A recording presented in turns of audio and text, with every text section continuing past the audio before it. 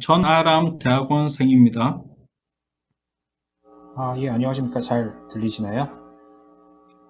예, 예, 들립니다. 예, 예. 그러면 발표 바로 시작하도록 하겠습니다. 예. 저는 반송 수요를 고려한 드론 라스트 마일 배송 모델에 대해서 발표를 하게 된 고려대학교 기술경영전문대학원 석사과정에 재학 중인 전아람이라고 합니다. 네. 금일 발표는 연구 배경부터 선행 연구, 문제 정의, 그리고 지금 진행하고 있는 파일럿 시험에 대해서 설명해 드리고, 그리고 결론을 짓는 방향으로 진행하도록 하겠습니다.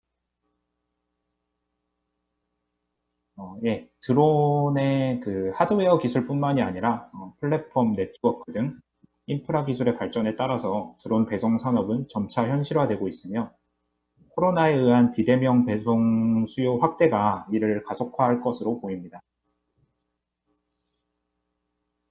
새로운 운송 수단이 등장했을 때 이에 대한 최적 경로를 분석하는 라우팅 프로블럼 연구는 매우 중요한데, 드론의 경우에는 그 하드웨어적 한계로 운송 가능 거리나 무게 등이 제한되어 있기 때문에 독자적 배송이 아닌 기존 운송 수단인 트럭과의 합동 배송 분야에 많은 연구가 이루어지고 있습니다. 네, 트럭 드론 합동 배송 모델은 TSP의 확장형 문제로 시작되었습니다. TSP는 흔히 외판원 문제라고 하는데, 왼쪽 그림에서처럼 하나의 트럭이 중복 없이 모든 목적지를 돌고 다시 돌아오는 최적 경로를 탐색하는 모델을 말합니다.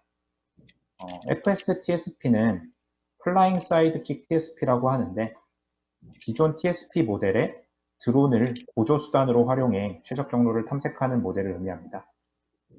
그 오른쪽 그림에서처럼 트럭이 한 점에서 다른 지점으로 이동할 때 드론은 외곽에 있는 다른 고객을 서비스하고 트럭으로 다시 복귀하는 식으로 움직이는 모델을 이야기한다고 이해하시면 될 것 같습니다. 네, 그래서 그 트럭과 드론의 합동 배송 모델은 2015년 켄터키 대학의 머레이 교수가 시작을 한 이래로 지난 5년간 운행 가능한 드론의 개수, 그리고 도로 상황이나 비행 금지 구역 등의 현실적 반영을 거쳐서 점점 정교해지고 있습니다. 네. 일방향 배송 연구가 이처럼 정교하게 진행되고 있는 가운데 아직 주목받지 못하고 있는 분야가 있는데요. 이는 반송 수요를 고려한 연구입니다. 반송 수요에 대한 고려가 중요한 이유는 드론을 조금 더 폭넓게 사용할 수 있기 때문입니다. 보고 계신 그림으로 예를 들자면 기존 연구의 경우 고객에게 배송을 마친 빈 드론이 바로 트럭으로 복귀하게 되어 있습니다. 네. 하지만 만약에 이 빈 드론을 반송이 필요한 고객의 화물 수거에 이용할 수 있다면 드론이 한 번의 비행으로 더 많은 고객을 서비스할 수 있게 됩니다.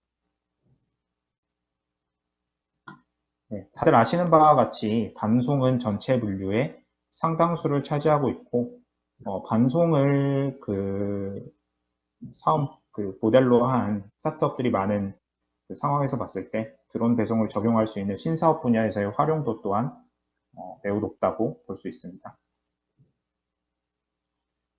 본 연구는 반송식 특이성을 고려하였다는 점에서 트럭 드론 연구와의 차별점을 지니고, 그 트럭과 드론의 움직임의 특수성을 반영하였다는 점에서 기존의 단순한 트럭 반송 연구와의 차별점을 지닌다고 할 수 있겠습니다. 네, 본 연구의 주제에 대해서 조금 더 자세히 설명을 드리면, 연구 목적은 반송 물량을 고려한 트럭 드론 모델의 고객 대응 시간을 최소화하는 것입니다. 그래서 문제 상황을 말씀드리면, 하나의 트럭과 하나의 드론이 배송에 참여를 하고요. 특정 지역에 배송 고객과 반송 고객이 발생하는 상황입니다. 드론은 배터리에 한계가 있기 때문에 제한된 시간만을 운행할 수 있으며 한 번에 하나의 화물만을 운송할 수 있습니다. 또 드론의 경우에 배터리 교체나 화물 적재, 탈거 등 이런 준비 과정이 그 수동으로 이루어지게 되는데, 해당 시간은 그 부대 서비스 타임으로 모델에 반영이 되게 되어 있습니다.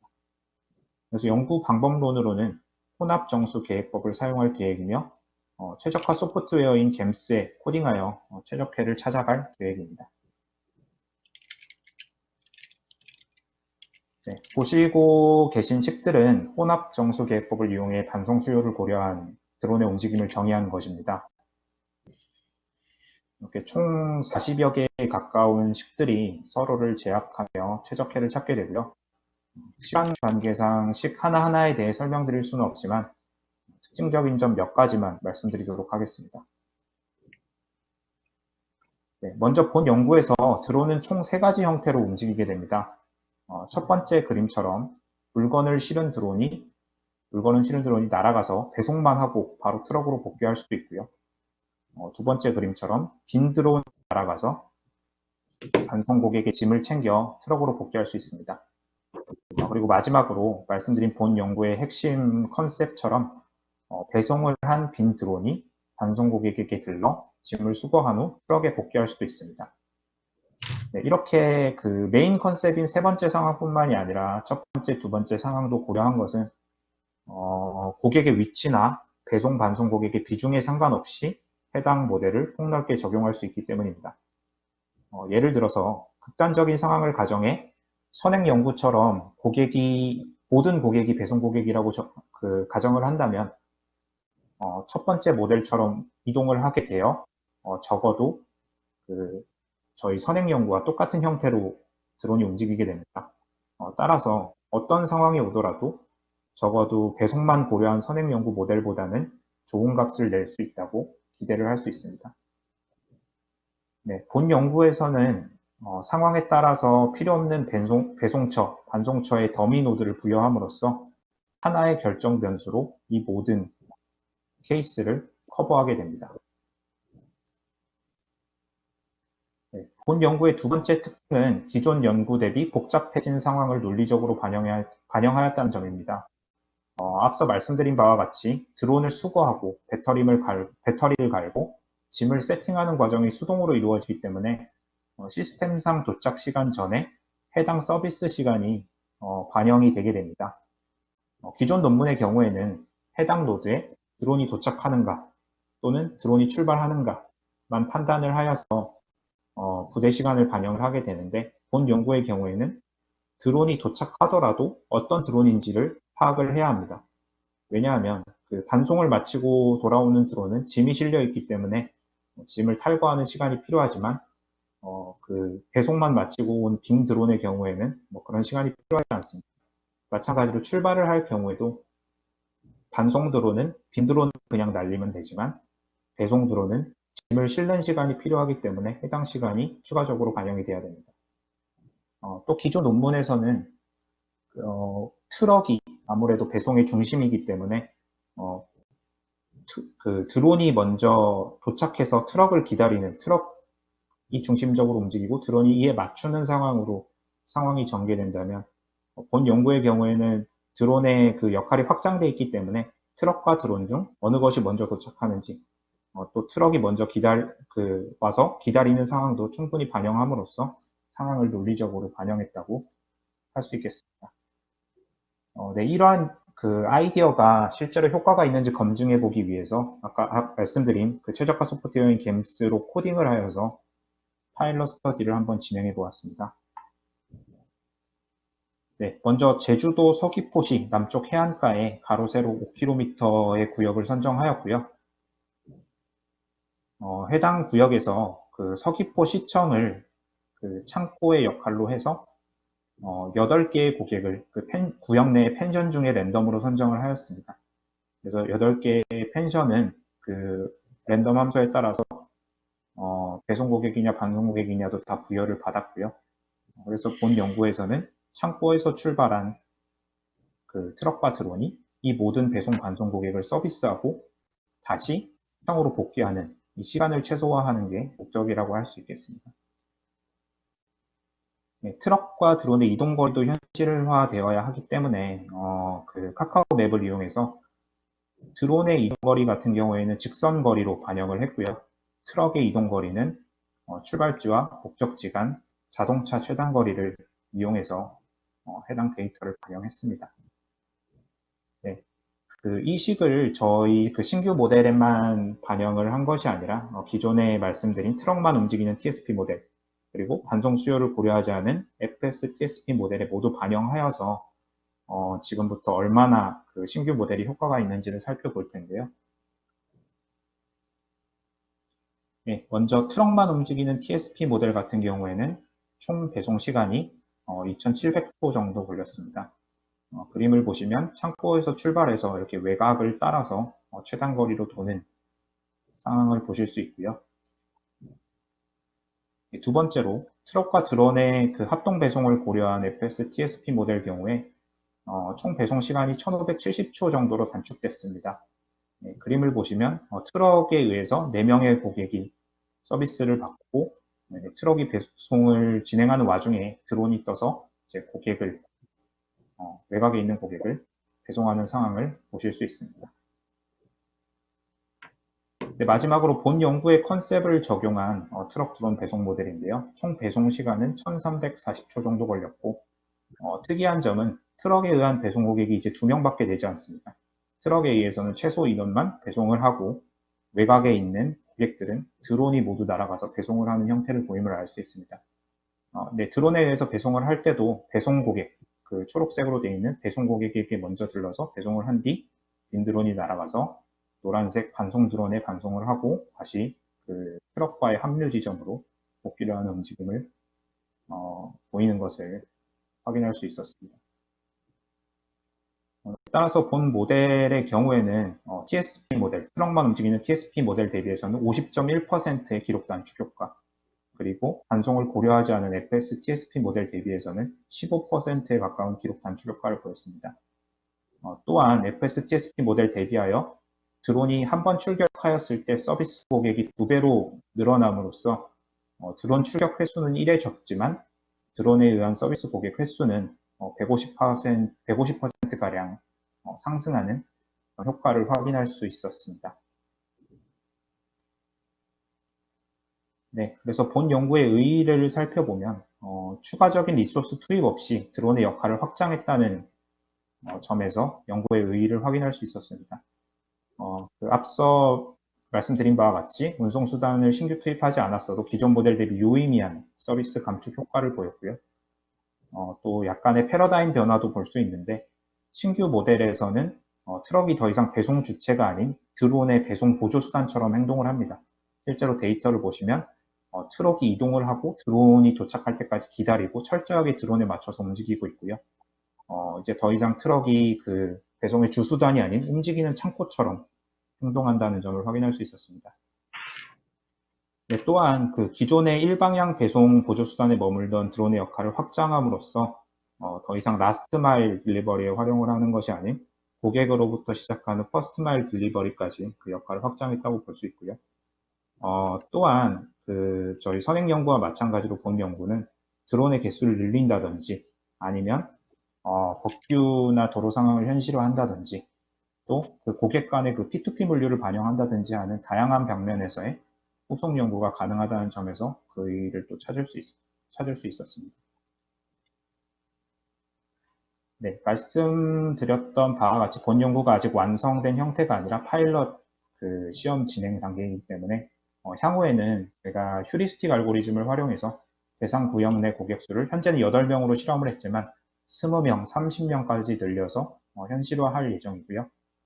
또 트럭과 드론의 속도, 그리고 부대 서비스 시간 등의 조정이 결과에 미치는 영향 또한 분석을 해볼 계획입니다. 또 지금은 제주도에서 생성한 데이터 하나만을 가지고 실험했지만 다양한 랜덤 생성 데이터와 실제 지형 생성 반영 데이터 등을 활용해서 현실 반영도를 제고할 예정입니다. 네, 제 발표는 여기까지고요. 질의응답이 있으시면 받도록 하겠습니다. 네, 감사합니다. 이제 이 발표는 자유 토론입니다. 그 질문이 있으시면 소속과 성함을 말씀하시고 질문을 해 주시면 되겠습니다.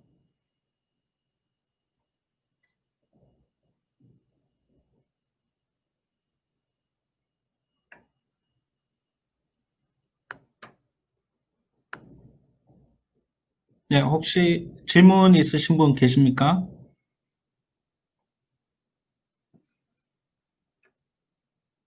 네, 그 채팅으로 질문해 주셔도 됩니다.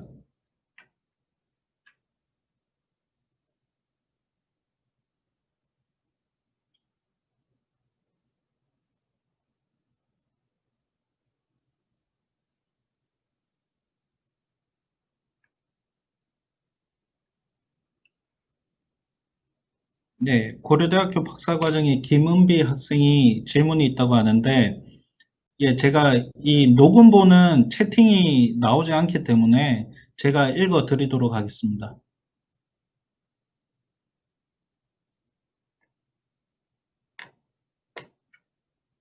혹시 드론의 배송과 동시에 수거를 수행하는 경우에 대해서는 생각해 보셨는지 질문입니다. 네, 말씀하신 상황은 충분히 자주 발생할 수 있는 상황이고요. 그 모델 같은 경우에는 어떻게 움직이냐면, 아까 말씀드린 것 같이 배송 고객과 반송 고객의 거리를 서로 상호 간의 거리를 다 측정하게 되어 있습니다. 근데 말씀드린 상황에서는 배송 고객과 반송 고객의 거리가 0이 되는 형태로 반영이 되게 되고요. 그럴 경우에는 당연히 최적화에서 그렇게 들르는 게 빠르기 때문에 트럭이 배송을 하든 드론이 배송을 하든 그런 식으로 네, 충분히 반영된다고 말씀드리겠습니다. 혹시 답변이 되셨나요?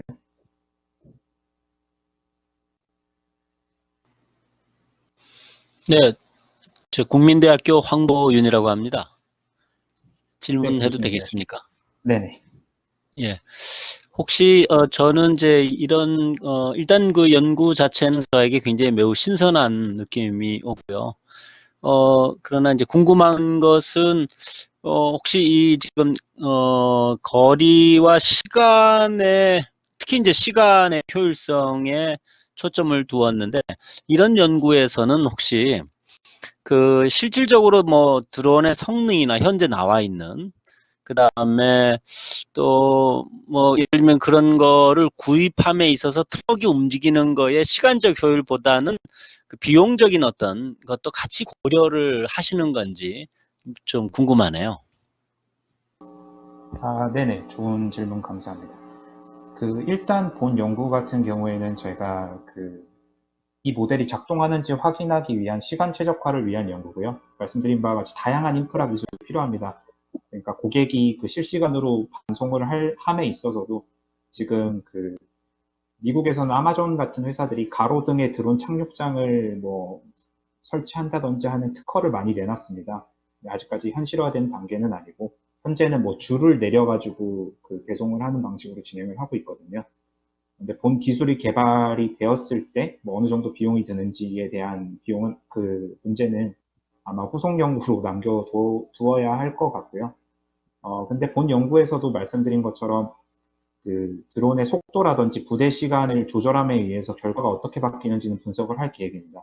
그래서 만약에 그 결과가 있으면 예를 들면 드론의 속도를 10km, 20km 상승시키는 것보다 부대 서비스 시간을 줄이는 것이 훨씬 단축에 효과가 있다라고 한다면 연구 개발에 대한 의사결정을 할 때 조금 더 반영을 할 수 있는 뭐 그런 식으로 기여를 할 계획은 가지고 있습니다. 네, 공조자로서 제가 한마디 덧붙이자면, 이게 트럭이 일반적으로 배송하는 모델과 트론하고 드론하고 배송하는 모델인데, 트럭만 배송하는 커버할 수 있는 어떤 구역이 있다면, 같은 시간에 드론을 사용을 하면 그 커버 2배에 해당하는 그 영역을 커버할 수 있다는 얘기입니다. 그래서 트럭이 일단 기본적으로 트럭만 운송을 하면 거기에서 발생한 만약에 그 똑같은 어, 2배 되는 공간을 커버를 하려면 트럭 하나에 트럭을 드라이버 하는 드라이버가 한 명이 더 필요하겠죠.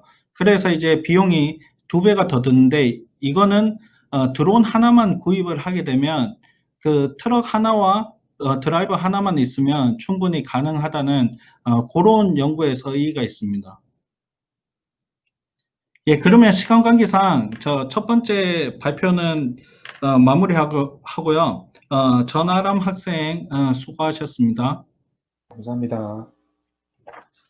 두 번째 발표는 순천대학교의 한가록 학생입니다.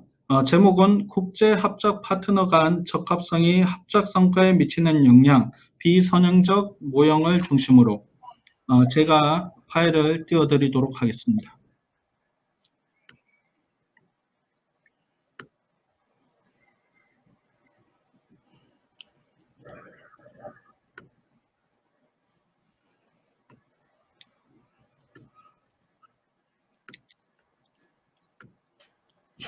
제가 이게 할 게 많아서 중간 하나하나 넘어갈 때마다 예, 조금만 양해 부탁드리겠습니다.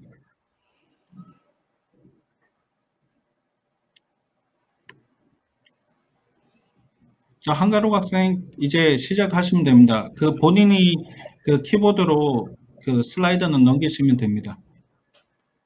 네, 안녕하세요. 순천대학교 한가록입니다. 혹시 제 목소리 들리실까요? 예, 잘 들립니다. 네, 그럼 발표 시작하도록 하겠습니다. 국제합작 파트너 간 적합성이 합작 성과에 미치는 영향, 비선형적 모형을 중심으로 발표 시작해보고자 합니다.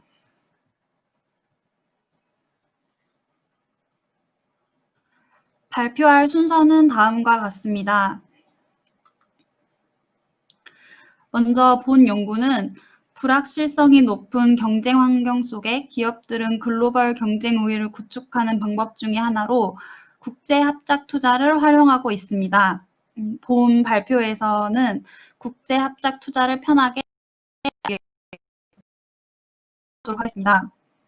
IJV 운영은 기본적으로 파트너 간 관계에 영향을 받을 수밖에 없기 때문에 운영이 복잡할 수밖에 없습니다. 따라서 상당수의 연구들은 IJV 성공률이 그다지 높지 않음을 지적하고 있습니다. 때문에 IJV 성과를 향상시키기 위하여 선행 연구들은 자신에게 적합한 파트너를 선정하는 것이 중요하다고 강조하고 있는데요. 이러한 선행 연구들은 파트너 적합성과 IJV 성과 간의 연관성을 활발하게 규명해 왔지만 이들 모두 적합성과 IJV 성과 간의 관계를 선형적 관계로만 가정하고 있습니다. 본 연구는 적합성과 IJV 성과 간의 성형적인 관계뿐만 아니라 비선형적 관계도 존재하지 않을까라는 가정하에 시작하게 되었습니다.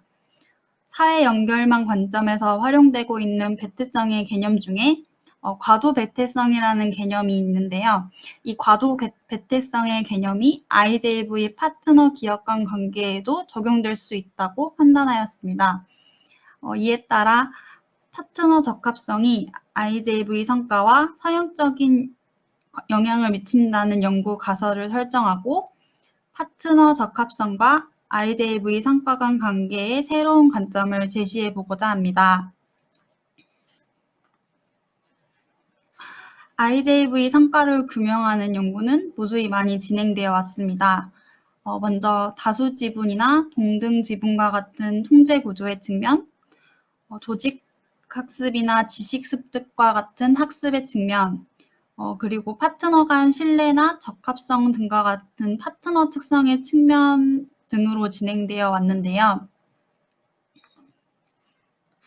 저는 이 중 IJV 성과를 위한 성행 요인 중에 하나로 파트너 특성의 측면 중에 하나인 파트너 적합성을 활용하여 연구를 진행하였습니다.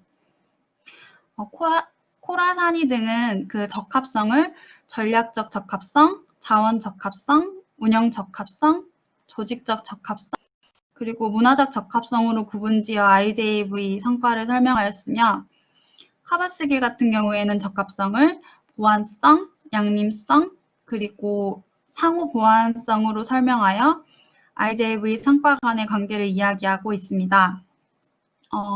커믹스와 홀른버그 또한 파트너 간 과업 관련, 학습 관련, 파트너 관련, 유형 관련이 적합해야 IJV 성과를 창출할 수 있다고 제시하였는데요. 이러한 해당 연구들은 모두 파트너 간 적합성이 높으면 합작 투자 성과가 높아진다는 점을 선형 방식으로 규명하고 있습니다. 지금까지 살펴본 것처럼 대다수의 선행 연구들은 파트너 적합성과 IJV 성과 간의 관계를 선형으로 살펴보고 있습니다. 하지만 본 연구는 앞선 선행 연구들과는 다르게 과연 파트너 적합성이 증가할수록 과연 IJV 성과 또한 계속 증가할 것인가라는 의문을 가지고 시작하였습니다. 파트너 간의 적합성이 높을수록 IJV 성과가 계속 증가할 것이라는 성행 연구와는 다르게 과연 그 파트너 적합성이 지나치게 높으면 성과가 하락할 수도 있다는 비선형적인 측면에 본 연구는 집중해 보고자 합니다.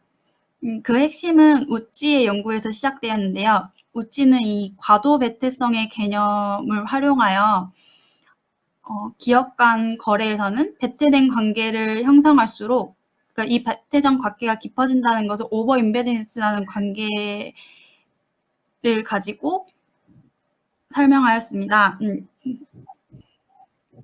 다음 선행 연구들처럼 우찌는 그 오버 임베디스의 관계를 파트너 기업의 자원에 의존하게 되면 시장 합리화를 형성하게 되고, 이는 곧 경쟁 우위를 창출하기 어려워지게 된다는 점을 강조하였습니다.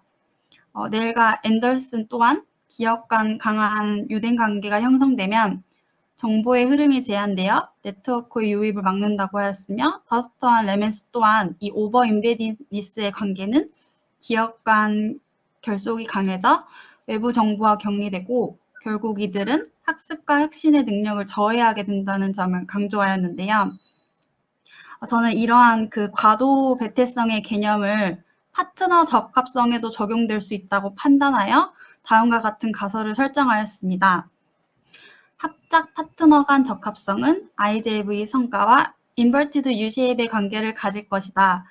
즉 합작 파트너 간 적합성은 IJV 성과에 긍정적인 영향을 미치지만 특정 수준이 지나면 부정적인 영향을 미칠 것이다 라고 가정하였습니다. 연구 방법은 다음과 같습니다. 외국 기업과 한국 기업 간 형성된 한국 제조 IJV 387개사를 모집단으로 설정하여 설문조사를 진행하였으며 74개의 설문지를 회수하여 실증 분석에 활용하였습니다. 변수 측정은 다음 표와 같습니다.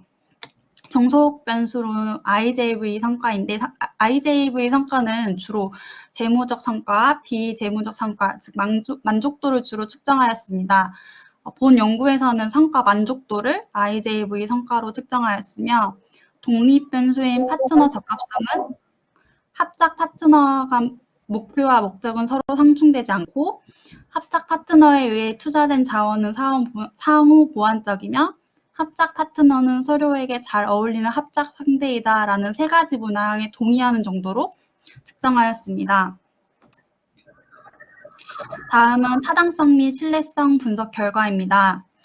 먼저 타당성을 확인하기 위하여 탐색적 요인 분석을 실시하였습니다. 실시한 결과 팩터 로딩 값이 모두 0.5 이상으로 타당성에는 큰 문제가 없는 것으로 확인하였습니다. 신뢰성 분석 결과 또한 크롬바 알파 값이 모두 0.6 이상으로 신뢰성 분석에도 모두 이상이 없음을 확인하였습니다. 다음으로 변수 간 기초 통계량 및 상관관계 분석 결과입니다. 이 표에서 볼 수 있는 것처럼 각 변수들 간의 상관관계는 모두 만족할 만한 수준이었으며, 혹시 모를 다중 공선성의 문제도 확인해 보았는데 다중 공선성의 문제 또한 확인해 본 결과 큰 문제가 없음을 확인하였습니다. 다음으로 회귀 분석 결과입니다. 먼저 모델 1의 변수, 홍대 변수들만을 포함한 회귀 분석 결과입니다.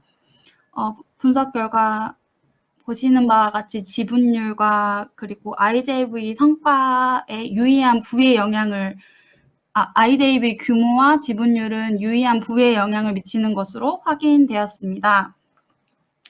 하지만 더불어 모델 2 보시면 그 파트너 적합성과 파트너 적합성 제곱항을 포함한 분석 결과입니다. 분석 결과에서 볼 수 있는 것처럼 먼저 그 파트너 적합성 1차 항은 유의한 정에 영향을 미치는 것으로 확인되었지만 파트너 적합성 2차 항은 유의한 부에 영향을 미치는 것으로 나타나 파트너 적합성과 IJV 성과 관계는 인버티드 U-쉐입의 관계가 있다는 것을 확인할 수 있습니다. 마지막으로 토의 및 결론입니다. 본 연구에서는 이론적 측면과 실무적 측면 두 가지를 제시해 보고자 하는데요. 먼저 이론적 측면에서 과도 배틀성의 개념을 통해 그 파트너 적합성과 IJV 성과 간에는 비선형적 관계가 있음을 주장하였으며, 실증 분석 결과 파트너 적합성과 IJV 성과 관계는 인베티드 유쉐입의 관계가 있음을 확인하였습니다. 즉, 파트너 적합성이 지나치게 높을 경우 파트너 간 과도 배틀적 관계는 학습과 혁신의 저해로 오히려 IJV 성과가 낮아질 수 있음을 시사합니다. 이는 실무적 측면에서 볼 때 IJV 성과를 위해서는 적합한 파트너를 찾는 것이 중요하며, IJV 기업 간 형성된 적합성은 학습과 혁신의 기회를 가장 활발하게 가질 것이라고 판단합니다. 그래서 이는 생산성 관점에서 불확실한 경쟁 상황에서 기업의 경쟁력을 높여 IJV 성과를 높일 수 있을 것이라 기대할 수 있습니다. 본 연구의 한계점입니다. 먼저 IJV 성과를 규명할 수 있는 다양한 선행 요인이 있음에도 불구하고 파트너 적합성만을 주요 선행 요인으로 고려하고 있습니다. 향후에는 그 IJV 성과를 보다 다양한 요인들을 고려해 연구 모형을 수립할 필요가 있습니다. 두 번째로 연구 표본의 수가 충분하지 않습니다. 그래서 연구의 일반화를 위해서는 그 모집단의 수를 늘려 분석을 수행할 필요가 있습니다. 마지막으로 연구 자료가 설문조사를 통해 이루어졌기 때문에 주관적인 생각이 반영되었을 수 있습니다.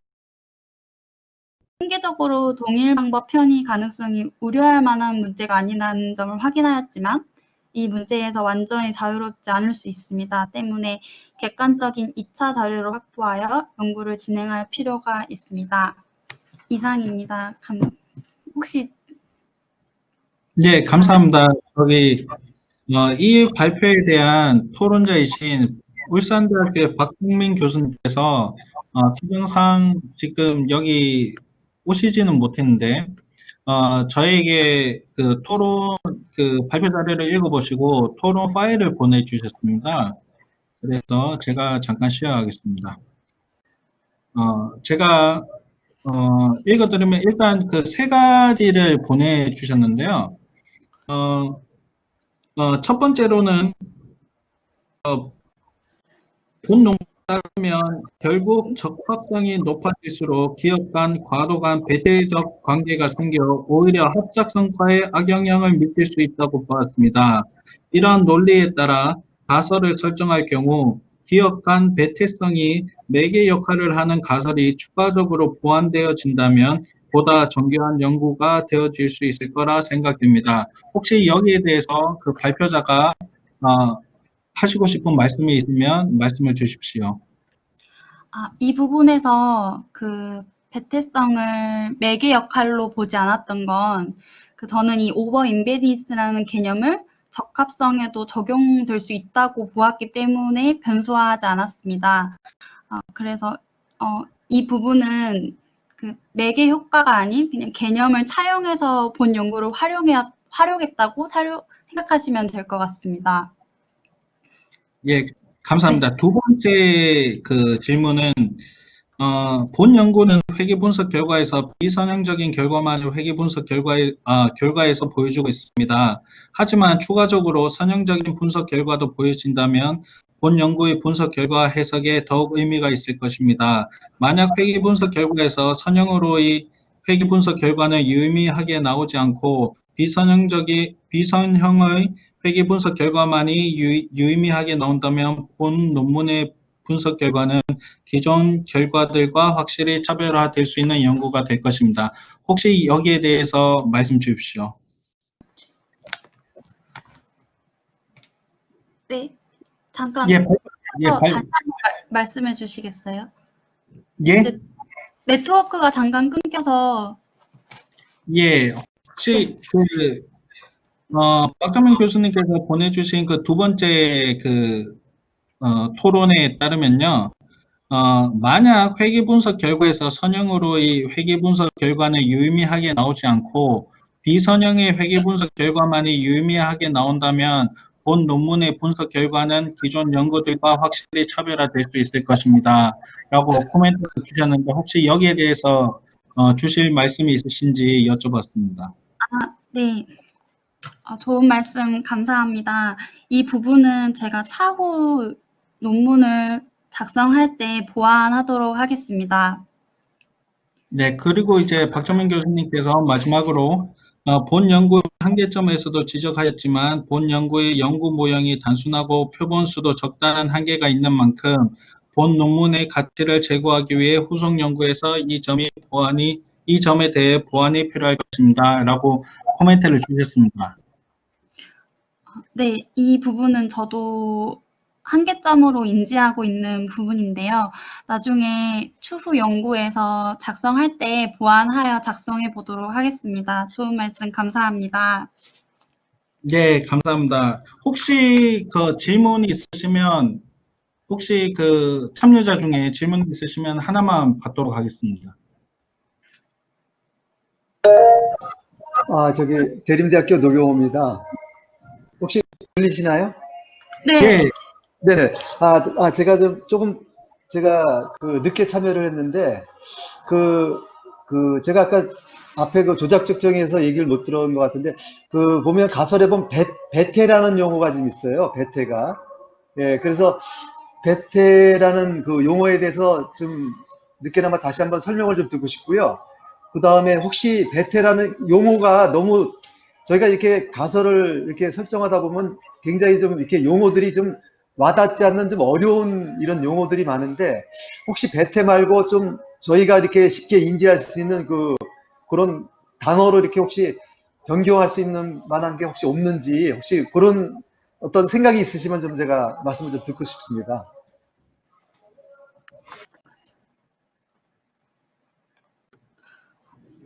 여기 슬라이드를 네. 켜시면 제가 이제 올려드렸으니까 예, 해당 슬라이드를 보여주시면 되고요. 거기에서 이제 뭐 그냥 답변을 하시고 싶으면 그냥 예, 답변을 하시면 됩니다. 이 배태적이라는 개념은 저는 이제 우찌의 연구를 통해 처음 접하게 되었는데요. 이 기업 간의 네트워크를 형성하는데 우찌 같은 경우에는 기업 간 거래 형태를 두 가지로 보았습니다. 그래서 적절한 관계, 그리고 보다 더 밀접하거나 특별한 관계, 이걸 배태적인 관계로 보았는데요.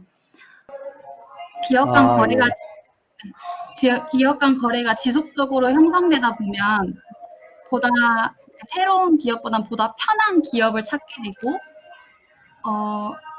기업은 새로운 위험을 감수하지 않고 좀 더 편한 기업을 찾게 되는 그 배태적인 관계라고 이해하시면 될 것 같습니다. 네네. 혹시 물론 이제, 네네. 일단은 저희가 이제 논문에서 이제 앞에 그 용어에 대한 개념과 조작적 정의에서 이렇게 좀 설명드리면, 이렇게 해주시면 저희가 충분히 이해는 되는데요.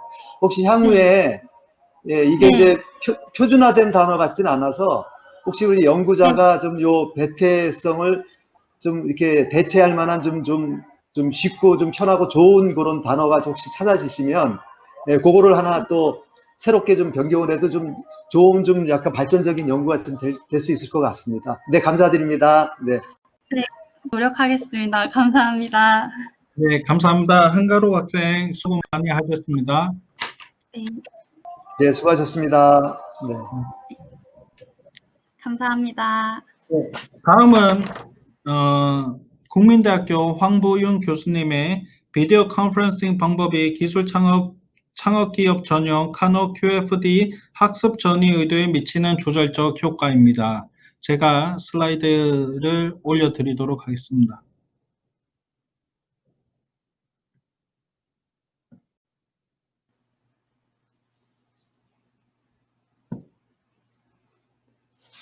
네, 네, 한번 시작해도 될까요?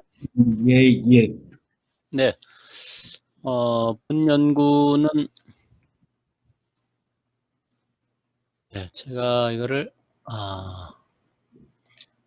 밑에 그 마우스로 다 조작이 가능하시고요. 그 키보드로 네, 넘기면 예, 화살표로 넘기시면 키보드, 화살표로요? 예. 아, 잠깐만. 네, 예. 잠깐만. 예, 제가 권한이 없는 것 같은데요. 예. 죄송합니다. 됐나요? 제가 예. 예, 지금 갔을 거예요. 네네네네. 네. 이제 좀, 그러면은, 이거를, 예, 알겠습니다, 이제. 네네. 네, 본 연구의 배경은, 이미 주제하신 대로, 코로나 바이러스 2019 때문에 정부의 기술 창업 기업 지원 방식도 비대면 방식으로 전환하게 되었습니다. 저의 연구는 기존에 대면 방식으로 주로 이루어져 왔던 기술 창업 기업 대상의 교육 훈련 프로그램이 비대면 교육 방식, 즉 비디오 컨퍼런싱 방식으로 변했을 때 과연 대면 방식과 동일한 효과가 발생하였는지 이런 것을 규명하고자 했습니다.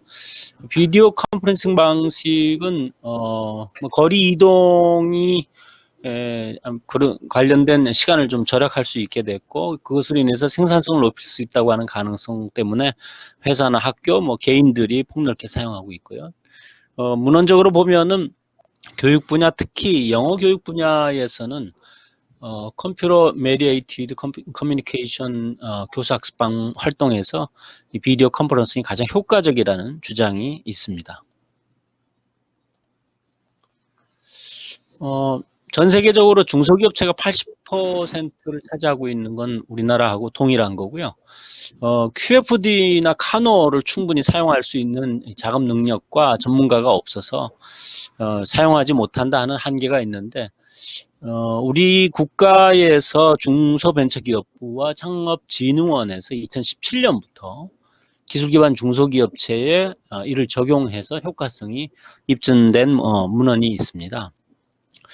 지금 국가가 하고 있는 기술창업기업 적용 카노 QFD 이제 이 훈련 프로그램의 특장점은요, 훈련 참가 기업당 한 명의 코치를 1대1로 배정하고 또 구조화된 스프레드시트에 의거해서 개별 기업의 매출 및 순이익 정체를 해결하는 방안으로 하우스 오브 퀄리티를 완성해 나가는 그런 과정으로 되어 있습니다.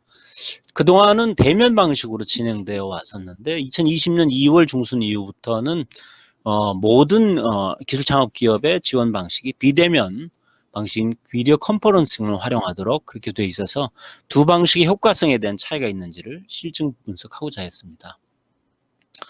본 연구의 리서치 퀘션은 과연 비디오 컨퍼런싱 방법이 효과 측면에서 대면 방식과 차이가 있는지, 그래서 제가 이 연구에서 사용했던 모델인 학습 전이 의도에 있어서 비디오 컨퍼런싱이 조절적 효과가 있는지를 리서치 퀘션으로 보았고요. 본 연구의 차별성은 기존에 한 명의 코치를 1대1로 대면 방식으로 매칭해서 학습 전이 의도가 매우 높았다는 기존 연구하고 달리 만약에 비대면 방식의 코칭에서도 동일한 학습 전이 의도가 높게 나오는지 이런 걸 규명하는 것이 실증적으로 본 연구의 차별성이라고 볼 수 있고요. 연구의 기여점은 기존에 예측하지 못했던 코로나 바이러스 2019의 장기화로 인해서 이 비대면 방식으로 전환하는 것이 과연 어떤 효과가 있는지, 이것으로 인해서 관련된 정부, 관련 기획자, 또 민간 기업에도 의미 있는 시사점을 제공할 것으로 예상이 됩니다. 비디오 컨퍼런싱은 컴퓨터 기반의 온라인 플랫폼을 활용해서 실시간으로 영상과 화상을 동시에 사용하고 또 전염병 발생 위험 없이 대규모 그룹이 만나고 페이스 투 페이스 의사소통이 가능한 방식입니다. 비디오 컨퍼런싱은 여기에 비대면 교육과 관련된 선행 연구들에서 세 가지의 상호작용을 확인한 바 있습니다. 컨텐츠의 상호작용, 강사와의 상호작용, 동료들 간의 상호작용. 국내에서는 비디오 컨퍼런싱 관련 효과 분석 연구는 주로 교육 분야, 특히 영어 교육의 비디오 컨퍼런싱 효과, 활용 효과 분석에 국한되어 있음을 발견했습니다.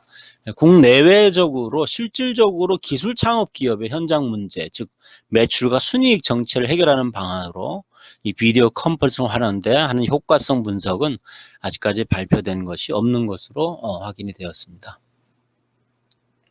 QFD는 1966년에 일본에서 개발이 돼서 미국과 그 다음에 국내에는 2000년에 LG에서 백석가전 분야에 도입되고 식스시그마를 활용하는 많은 국가들, 지금은 이제 특히 아시아권과 남아프리카, 이란까지 전 세계적으로 사용하고 있는 툴이기도 합니다. 카노 모델은 QFD에 가지고 있는 한계점이 있습니다. 즉 구체적으로 고객의 기대사항이 정확하게 뭔지를 알아내게 하는데 카노 모델이 QFD의 한계를 보완해주고 있어서 많은 연구에서 QFD의 카노 모델을 접목해서 사용하고 있습니다. 기술창업기업에 왜 QFD가 적용했어야 됐냐 하면은 기술창업기업 중에 3년 이상 7년 미만의 기업들이 매출액과 당기순이익이 정체 현상이 있다고 하는 게 이미 우리 통계청에서 나와 있는 데이터에 나와 있습니다. 그래서 QFD 자체가 신제품 및 서비스가 시장에 좀 빠르게 도입할 수 있게 만드는 계획 도구이기도 하고 또 고객의 만족도를 최대화시킬 수 있는 그런 도구이기도 합니다.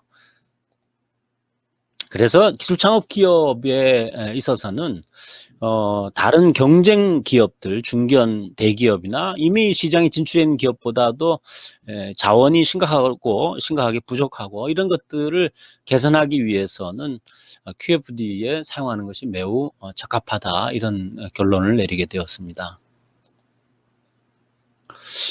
현재 2017년부터 저와 한밭대 김명숙 교수와 또 양영숙 교수가 제안해서 국가에서 쓰고 있는 프로그램 형태는 바로 우측 하단에 나와 있는 이런 형태입니다. 초기에 QFD에 하우스 오브 퀄리티를 넣기 전에 기본적으로 제품 속성의 적합도 이런 것들을 좀 뽑아내고 그 다음에 고객의 수요 요소를 뽑아내기 위해서 고객 감동 요소를 뽑아낼 수 있는 카노 모델을 활용한 설문지를 작성하도록 하고 이 전 과정에 한 20개 정도의 워크시트를 작성하도록 되어 있습니다. 본 연구에서 과연 교육의 훈련 효과에 있는지에 대해서는 교육 훈련 평가 모델을 적용하게 되었습니다. 교육 훈련 프로그램의 평가 개념 자체가 과연 그 프로그램에 타당성이 있는지를 정당화하는 개념이기 때문에 사용하게 되었고요. 여기에 주로 기존 교육 훈련 효과 측정 모델인 컥패트릭의 훈련 모델을 활용하게 되었습니다. 그래서 이 모델을 활용하고 여기에 이제 요인들은 기존의 선행 연구에서 학습 전이 의도, 즉 내가 본 프로그램에서 배웠던 내용, 여기에서 이제 매출과 순이익을 5배, 10배 이상 증가시킬 수 있는 전략 짠 것 자체를 현장에 과연 써먹겠다, 현장에 접목해보겠다는 의도, 과연 거기에 영향을 미치는가, 이런 것들로 연구 모델을 잡았고요. 그 모델은 커크 앤 바철과 또 홀튼 더 서드 외의 연구의 요인들과 모형을 접목하게 되었습니다. 여기 자기 효능감이라고 하는 매개 효과를 집어넣게 되는데요. 역시 이거는 코엔 앤 버철의 연구에 매개 효과 변이를 제가 같이 인용하게 됐습니다. 그래서 연구 모형을 보면은 기존의 선행 연구에서 학습 준비 상태와 그다음에 훈련 내용의 타당성인지가 자기 효능감을 통해서 학습 전의 의도에, 즉 배운 내용들을 현업에 직접 사용할 의지가 있는지에 대한 그 경로를 만들었고요. 여기에 과연 비디오 컨퍼런싱 방식 자체가 조절적 효과가 있는지 이렇게 연구 모형을 잡았습니다. 가설은 다음과 같이 가설을 작성을 했었고요. 조작적 정의는 기존 연구에 따라서 학습자 준비 상태 또 나머지 3개 요인도 조작적 정의를 하였고 각각 설문 항목으로 4개 또 3개 이런 5점 척도로 작성하였습니다. 역시 설문지를 활용하게 되면은 이 응답자의 심리적 특성에 따라서 일관성 유지 동기라든가 사회적 바람직성 이런 것 때문에 커먼 메서드 바이어스가 생길 수 있습니다. 그러나 이 자기 보고법, 즉 이 설문지 방식으로 하지 않을 수 없는 조사 환경이 있습니다. 예를 들어서 특정 어떤 가설하에서 행동 유형을 파악한다든가, 응답자의 심리 상태, 즉 의도나 또 응답자의 지각 확인, 이런 것들에 대해서는 어쩔 수 없이 설문지 형태를 사용할 수밖에 없습니다. 그래서 이런 것들을 회피하기 위한 방법들이 많이 있고, 본 연구에서는 그 회피 방법 중에 하나인 MTMM 방법 중에 하나인 CFA 모형 형태로 측정 방법 오류를 줄이려고 했고요. 또한 설문지 자체를 만드는 데 있어서 일관성의 동기 이런 거를 줄이기 위해서 문 항목의 간결성, 관련성 등을 높이려고 했습니다. 자료 수집은 2019년 4월부터 6월, 또 2020년 6월 달에 각각 대면 방식과 비대면 방식의 참석자들 중에서 2019년은 설문지를 배포했고요. 2020년에는 온라인 설문 방법으로 283개의 자료를 회수할 수 있었습니다. 방식은 에이모스를 가지고 구조방 형식을 했고요. 표본 특성은 이와 같고요. 측정 모양의 타당성과 신뢰성 검증에 문제가 없었습니다. 네. 가설 검증에 있어서 결론부터 말씀을 드리면 연구 결과에서는 학습자 준비 상태가 자기 효능감, 앞서 보는 모델에서 준비 상태에서 자기 효능감으로 가는 이 경로는 요 경로 H2만 기각이 되고 나머지는 다 채택할 수 있었습니다. 통계적으로 유의한 결과가 나왔어요.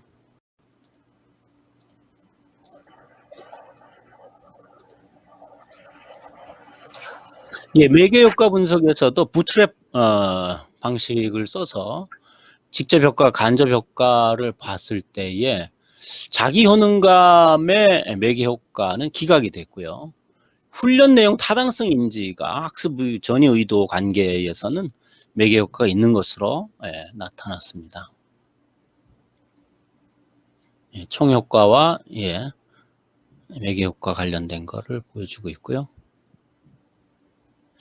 그래서 추가로 과연 학습 전이 의도 평균에 있어서 대면과 비대면 방식의 차이가 있는지, 등분산 가정을 하지 않은 상태에서나 양쪽 다 차이가 없는 것으로 유의적인 유의성, 그러니까 p-value가 다 5% 이상으로 나타나서 차이는 없는 것으로 나타날 수 있었습니다.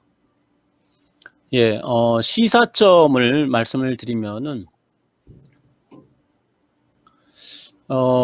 비디오 컨퍼런스 방식에 있어서 학습 전이 의도 효과 측면은 차이가 없다. 이를 통해서 봤을 때 코로나 바이러스 2019로 인해서 사용할 수밖에 없었던 비디오 컨퍼런스 방식이 기술창업기업 참가자들의 학습 전이 의도는 효과가 동일한 것으로 해석할 수 있었습니다. 다만 코치 만족도에 있어서는 분석에서 차이가 있는 것으로 그래서 등분산 가정을 만족하지 않은 상태였으나 이런 상태에서도 SPSS는 분석을 해주고 있어서 대면 방식이 만족도에서는 살짝 더 높은 것으로 그렇게 나타났습니다.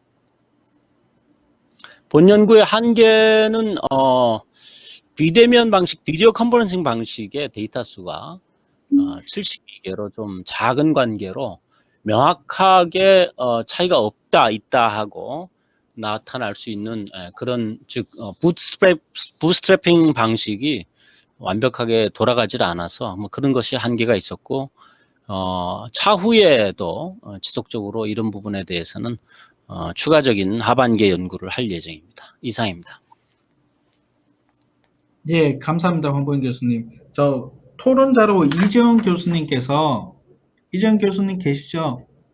네, 있습니다. 얘기 이재원 들리십니까? 교수님, 이재원 교수님, 제가 권한을 드렸는데 밑에 보면 그 화면 쉐어를 하실 수 있습니다. 지금 쉐어 네. 컨텐츠라고 해서 세 번째 쉐어 컨텐츠를 누르시면 이제 쉐어 어플리케이션 스크린으로 쉐어를 해주시면 됩니다. 네, 잠시만요.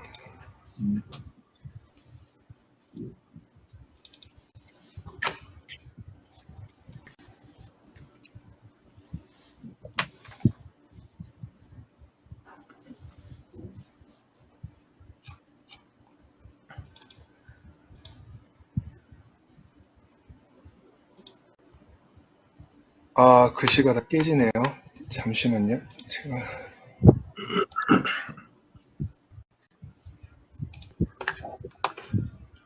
PDF로 한 번만. 네, PDF로 다시 한번 해보겠습니다. 예.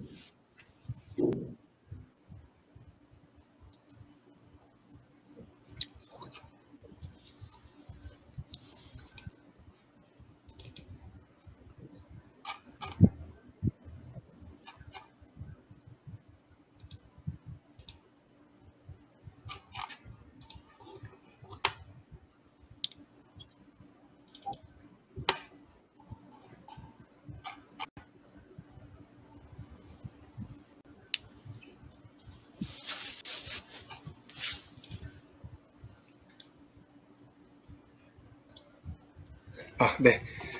안녕하세요. 순천대학교 이재현입니다. 일단 황보영 교수님 발표 잘 들었고요. 워낙 이제 자세하게 논문을 설명해 주셔서 제가 별도로 뭐 말씀드릴 얘기는 없고 좀 더 논문의 발전을 위해서 제언을 한두 가지 정도 좀 드리고자 합니다.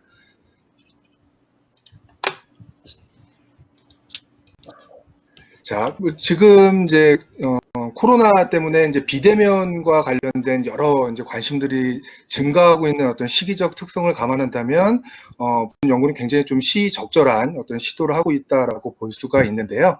아까 말씀드린 것처럼 조금 제언을 드리고 싶은 방법에서 이제 조절 효과의 방향성을 조금 명확하게 좀 설정을 하셔서 연구를 진행한다면 이제 독자들의 이해도를 좀 높일 수 있을 것 같고요.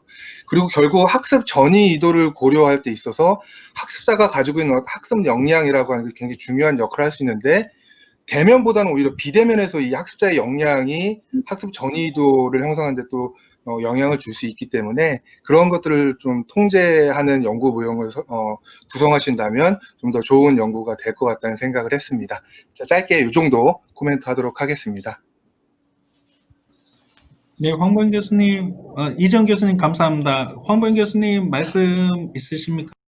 네, 조절 효과의 그 방향성 제시 문제는 저의 본 논문에서의 그 방향성이라고 하면은 전체적인 그 학습 전이 의도에 영향을 미치는 전 경로에 대해서 조절 효과를 봤던 겁니다. 즉, 뭐 어떤 요인이 어디에 영향을 미치는 데에 조절 효과가 아니라 그 모형 전체에서 과연 방식의 차이가 학습 전이 의도 예, 이끄는 그 경로, 패스 분석에서 과연 차이가 있는지 그렇게 봤었고요. 또 말씀하신 그 학습자의 학습 역량의 통제 변수화하는 것은 추후 연구에서 그렇게 고려하겠습니다. 감사합니다. 네, 황보영 교수님 감사합니다. 예, 다음 발표는 이제 대림대학교 노경호 교수님께서 코로나 시대 교수 학습 생산성 향상 방안입니다. 제가 슬라이드를 올리겠습니다.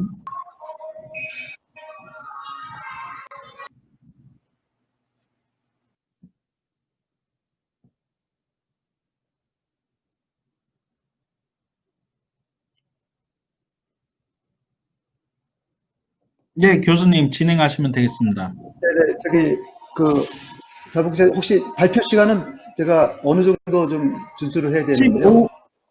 15분 쓰시고 5분 토론, 으로 쓰겠습니다. 네, 그럼 제가 15분을 좀 정하게 좀 준수하도록 하겠습니다. 지금 슬라이드가 많은데 제가 좀 스킵할 건 스킵하고요.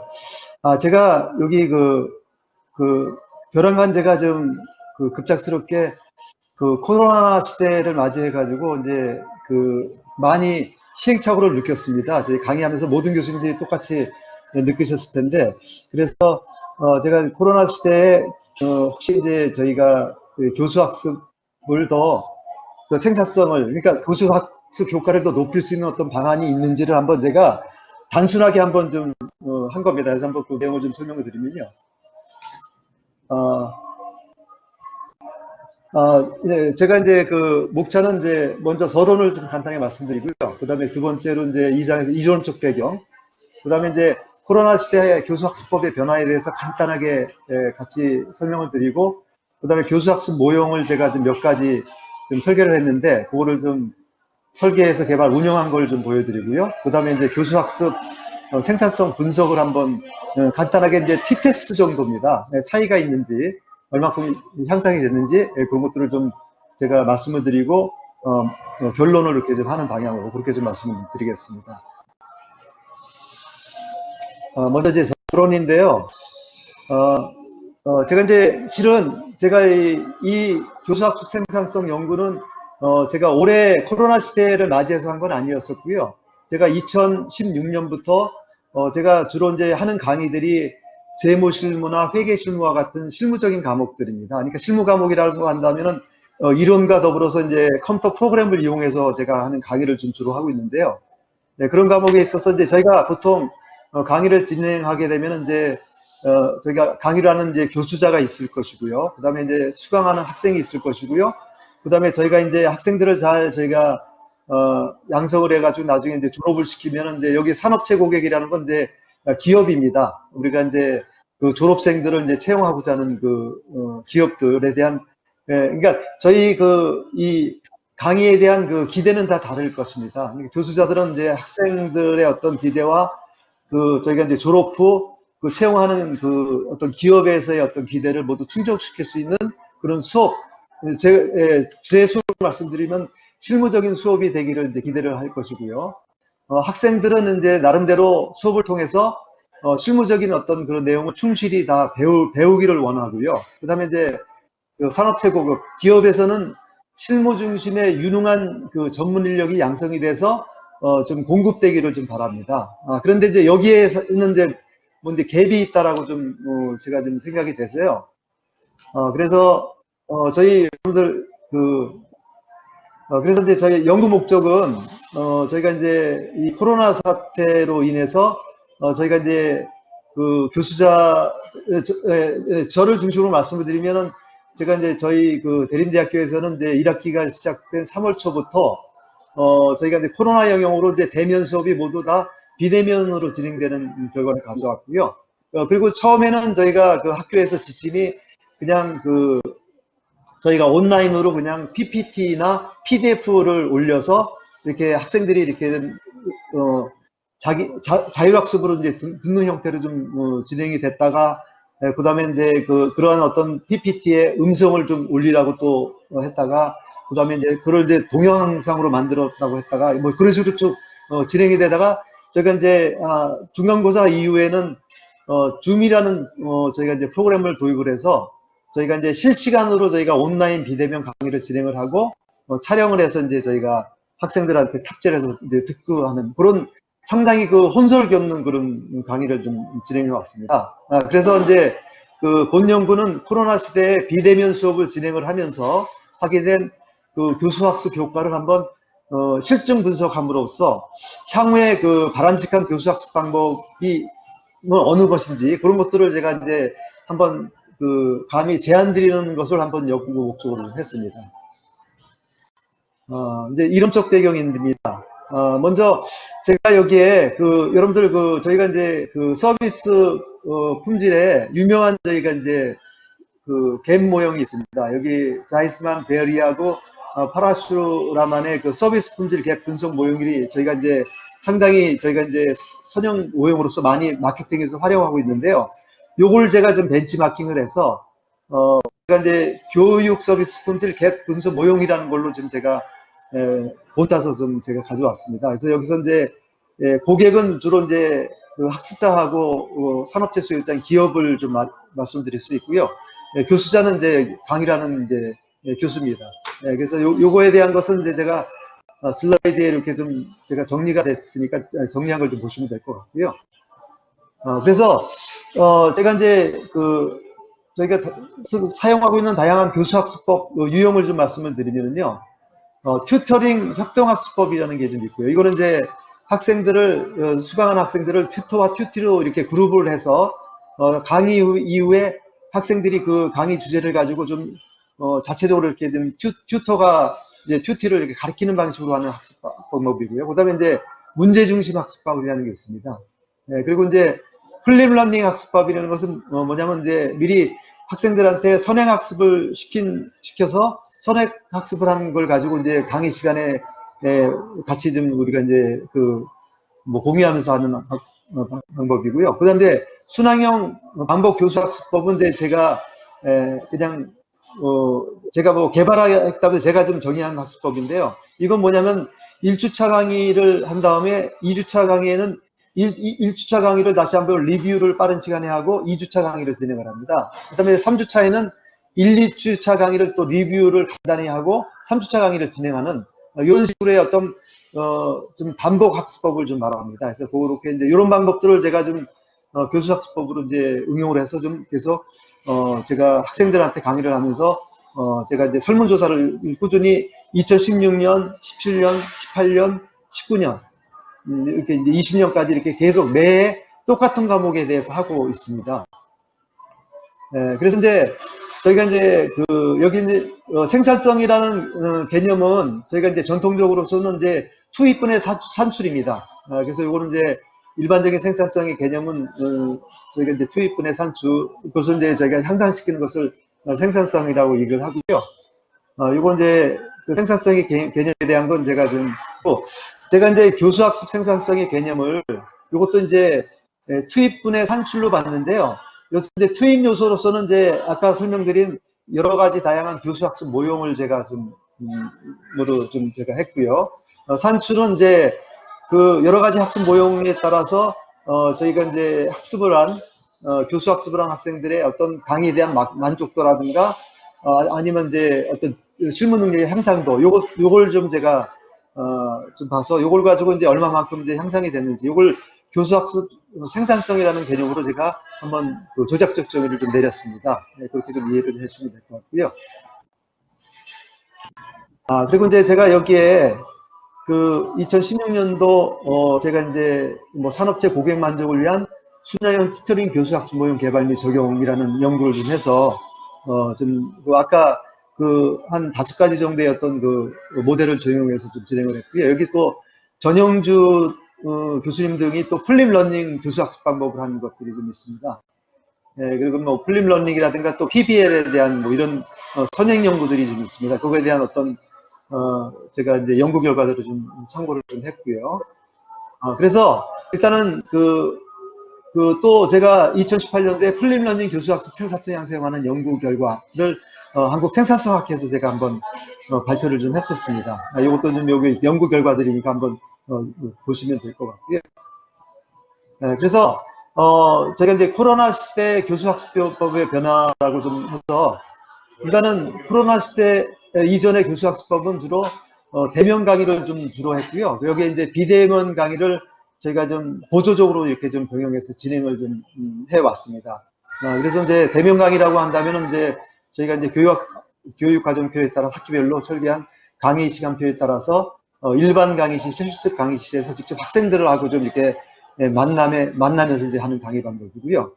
그 다음에 이제 비대면 강의는, 제가 이제 저희 대림대학을 중심으로 말씀을 드리면, 저희가 이제 비포레스트라는 온라인 포털 사이트를 저희가 좀 구축을 해놨습니다. 그래서 여기에 이제 저희가, 파워포인트라든가 PDF, 동영상으로 이제 개발한 강의자를 여기에 탑재를 해서 학생들한테 이제 온라인으로 이제 수강을 하게끔 하는 그런 사이트입니다. 플랫폼인데, 요걸 좀 인용을 해서 이제 저희가 이제 진행을 좀 했다고 그렇게 말씀을 드리겠습니다.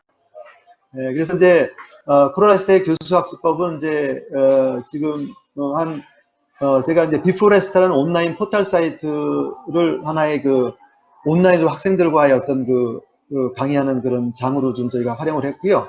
여기에 지금 아까 저희가 중간고사 이후에 줌 프로그램이라는 걸 저희 학교에서 이제 돈을 주고 이제 구입을 좀 하게 됐습니다. 그래서 이걸 좀 활용을 하다 보니까 이제 실시간 강의를 좀 저희가 이제 온라인으로 하게 되고요.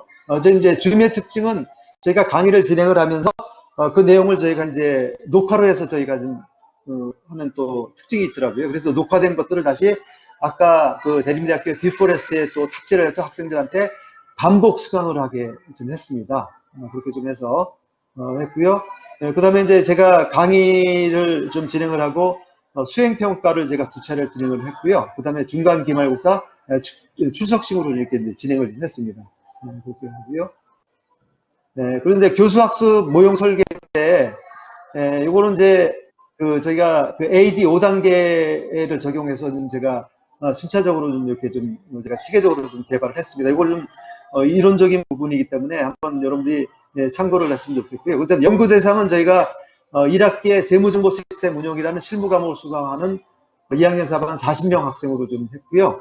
연구 대상자에 대한 좀 구성은 좀 다음과 같습니다. 이렇게 좀 보셨으면 좋겠고요. 이제 적용 교과는 세무정보 시스템 운영이라는 과목이라는 것을 말씀을 드리고요. 그래서 아까 말씀드린 대로 이제 저희가 요 세무정보 시스템 운영을 강의를 하면서 줌을 이용을 해서 하다 보니까 저는 상당히 좀 결론적으로 말씀드리면은 저희가 이제 대면 강의보다 더 학습 효과가 좀 더 높게 나타난 걸 보고 제가 상당히 좀 놀랬습니다. 그래서 이제 제가 이제 발표 자료를 제가 이제 준비하게 된 그 이유이기도 합니다. 그래서 저희가 이제 그 줌을 이용해서 저희가 실무 강의, 컴퓨터 프로그램 실무 강의를 진행을 하고요. 그것들을 이제 녹화한 것들을 제가 이제 탑재를 하는 방향으로 진행을 했다. 이렇게 말씀을 좀 드릴 수 있겠습니다. 요거는 이제 그러니까 제가, 그리고 이게 줌 프로그램입니다. 여러분들 다 아마 활용하셨을 텐데, 이게 비포레스라는 저희 온라인 교수학습 홈페이지입니다. 요게 이제 우리가 대림대학에서 사용하고 있는 것이고요. 요게 이제 비포레스트에 제가 이제 강의를 이제 탑재한 겁니다. 여기 보시면 이제 PDF도 있고요, 동영상도 있고요, 뭐 이런 것들을 저희가 탑재를 하게 되면 학생들이 접속을 해서 반복해서 온라인으로 이제 계속 수강을 좀 할 수가 있습니다. 이거 좀 보여드리고요. 자, 이제 저희가 이제 생산성 분석입니다. 제가 이제 빠른 시간 안에 하도록 하겠습니다. 일단 제가 교수자로서의 그 자체 평가를 하게 되면 학생들이 어떤 성적에 대한 기대치가 높아져서 상당히 좀 학습 효과가 있다라는 것을 제가 이제 간접적으로 이렇게 좀 인지를 좀 하게 됐고요. 그 다음에 학습자에 대한 평가는 제가 이제 여기 보시면 재무회계 실무, 부가가치세 실무 이후에 수행평가 1을 수행했고요. 소득세 실무, 법인세 실무를 강의를 하고 수행평가 2를 좀 제가 또 이제 평가를 좀 하고요.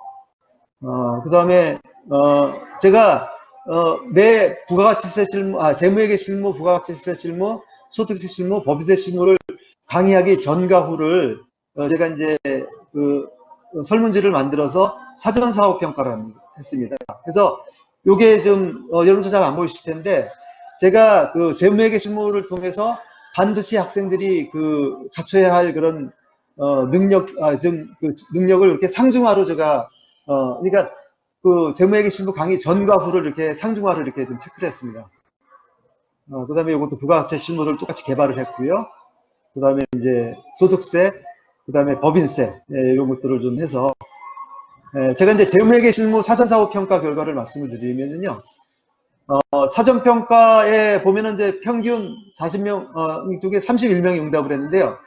1.00, 그러니까 보통 학생들은 각각의 어떤 재무회계 실무 능력에 대해서 좀 하 정도밖에 할 수 없다라는 그런 결과가 나왔는데 제가 강의를 진행을 한 다음에 이제 학생들이 2.75, 그러니까 뭐 중상에 상당히 좀 재무회계 실무가 좀 향상이 됐다라는 것을 제가 확인할 수 있었고요. 부가가치세 실무도 마찬가지입니다. 제가 이제 지금 요거 T테스트를 보면은 이제 사전평가의 평균 1.06인데 사후평가에서는 2.75, 상당히 이것도 좀 향상이 된 거다라고 좀 이렇게 볼 수가 있고요. 그래서 저는 이제 요걸 이제 교수학습 생산성이 향상이 됐다라고 좀 보는 거고요. 제가 이제 보다 좀 의미 있게 보는 것은 제가 2016년도에 똑같은 제가 이제 교수학습 모형을 그러니까 줌을 이용한 게 아니고요. 그냥 플립런딩이나 PBL이나 이런 앞에 소개해드린 그 모형을 이용했을 때의 사전사후 평가가 1.09에서 2.58 정도인데, 제가 2020년도에 비대면에서 빈 프로그램과 지금 비포레스트라는 걸 이용했을 때는 지금 향상도가 지금 2016년도에 비해서 좀 더 향상이 됐다는 걸 보고 제가 그 비대면이지만 이 실무의 강의에 있어서는 더 좀 기존의 어떤 그 대면 강의보다 더 좀 효과가 있다. 이렇게 좀 제가 말씀을 좀 드릴 수 있겠습니다. 예, 그래서 지금 똑같은 방식으로 제가 그 소득세법이나 자, 이것도 이제 2016년하고 비교한 것이고요. 법인세법에 대해서도 이건 이제 올해 한 거하고 16년도하고 비교한 거 했을 때, 그 교사 생산성이 향상된 걸로 좀 나타났습니다. 그래서 제가 이제 종합적으로 결론을 좀 말씀을 드리면, 제가 이제 코로나 시대에 저희가 이 비대면 강의를 좀 저희가 할 수밖에 없는 환경에서 실무 강의를 제가 이제 줌 프로그램과 녹화된 것들을 빅보레 온라인 플랫폼을 통해서 한 걸 통해서 더 이 교수학습 생산성 향상이 좀 나타난 걸로 좀 결론을 좀 나타났어요. 그래서 이제 제가 이제 2학기 때도 좀 제가 좀 다양한 방법을 이용을 할 텐데요. 그래서 2학기 때도 한번 이걸 좀 진행을 하면서 차이를 좀 더 있는지 이것들을 좀 하도록 하겠습니다. 이 정도로 좀 제가 발표를 마치고요. 제가 토론 좀 고견을 좀 듣도록 하겠습니다. 감사합니다. 예, 노 교수님 감사합니다. 자, 토론자이신 홍보윤 교수님께서 말씀 주십시오. 네, 먼저 좋은 논문을 읽게 돼서 감사드리고요. 제가 세 가지 정도 질문을 좀 드리고 싶습니다. 첫 네. 번째는 이 연구가 혹시 기존의 비대면 방식, 즉 플립 러닝 방식의 교육 효과 이런 것들과 그런 논문이 전혀 없어서 혹시 이 연구의 차별성이 그런 건지 연구의 차별성에 대해서 궁금하고요. 네. 두 번째는 비록 물론 본 논문에는 레퍼런스를 다 쓰시겠지만은 중간중간에 이제 인용을 하시는데 레퍼런스가 불완전 인용이 있었던 건 아마 발표 논문이기 때문에 그러실 것 같은데 네. 뭐 그런 것들이 제가 좀 더 예를 들면 10쪽의 생산성의 개념 이런 거는 분명히 아마 레퍼런스가 있었을 것 같다는 생각이 들고요. 마지막 세 번째는 혹시 이 통계 분석을 할 때 페어드 샘플 티 테스트를 하셨나요? 제가 그 대응 T-테스트를 표본을 즉 네, A라고 하는 쌍체 비교를 했습니다. 왜냐면 동일한 동일한 집단이기 때문에요. 네. 저희가 이제 T-테스트 차이 분석해서 동일한 대상자이기 때문에 쌍체 T-테스트를 했습니다. 쌍체 비교라는. 쌍체가 혹시 네네. 페어드가 A라고 하는 학생이 비포의 질문을 아까 그 평가를 하게 하고 그 A에 네. 똑같은 그 질문지를 들여서 그다음에 교육 후에 그 A로부터 네네. 받은 걸 그래가지고 각각을 다 대응해서 분석을 하신 건지 아니, 아니면은 제가 수업 전에 전체 그 평가를 하고 수업 후에 다시 전체 평가 이렇게 하셨나요? 지금 이거 후자입니다. 일단은 후자입니다. 네. 후자면은 정확한 대응이 될 수가 없어서 혹시 그러면은 1표본 아마 T-테스트를 하셨을 것 같은데 네네, 맞습니다. 그 혹시 그러면 등분산 그 검증 결과를 좀 확인해 보셨나요? 혹시 왜냐하면 38쪽, 44쪽, 40쪽, 48쪽에 나와 있는 거에 보면은 평균의 증가 비율보다 분산의 증가 비율이 매우 높게 나타납니다. 예. 그래서 네네. 분명히 이게 만약에 완전 페어드 샘플 T 테스트를 하지 않으셨으면은 이게 등분산 가정을 먼저 거쳐서 양쪽 집단 간에 등분산 가정이 안 됐을 때는 만약에 SPSS를 쓰셨다면은 등분산 가정이 안 된 경우에도 유효 확률을 보여줍니다. 네네. 그래서 그거를 한번 확인해 보셨으면 좋겠고 역시 분산에 관련해서는 2016년하고 2020년의 연구 대상을 각각 비교하셨는데 41쪽, 46쪽, 50쪽에 네네네. 혹시 2016년의 표본과 2020년의 표본 간의 등분산 가정이 혹시 좀 분석을 해보셨는지 만족이 되시던가 아니면 가정이 안 됐을 경우에 어떤 유의 확률이 나왔는지 그거를 좀 살펴봐 주셨으면 좋겠습니다.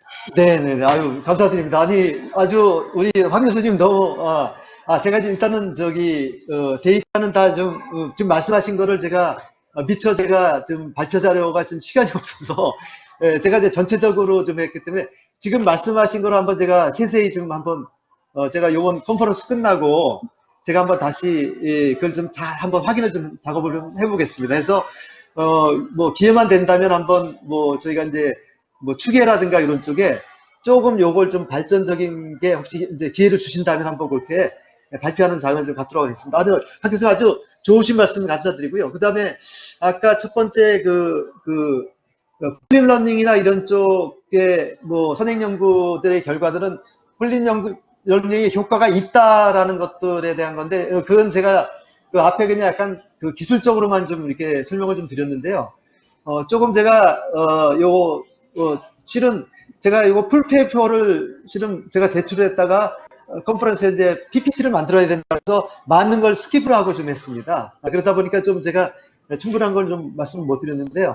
네, 이거 향후에 좀 말씀하신 걸 다 제가 좀 반영을 해서 좀 더 완성도 높은 그런 어떤 통계치 결과치를 만들어서 제가 설명을 드리는 장을 갖도록 하겠습니다. 네, 감사드립니다.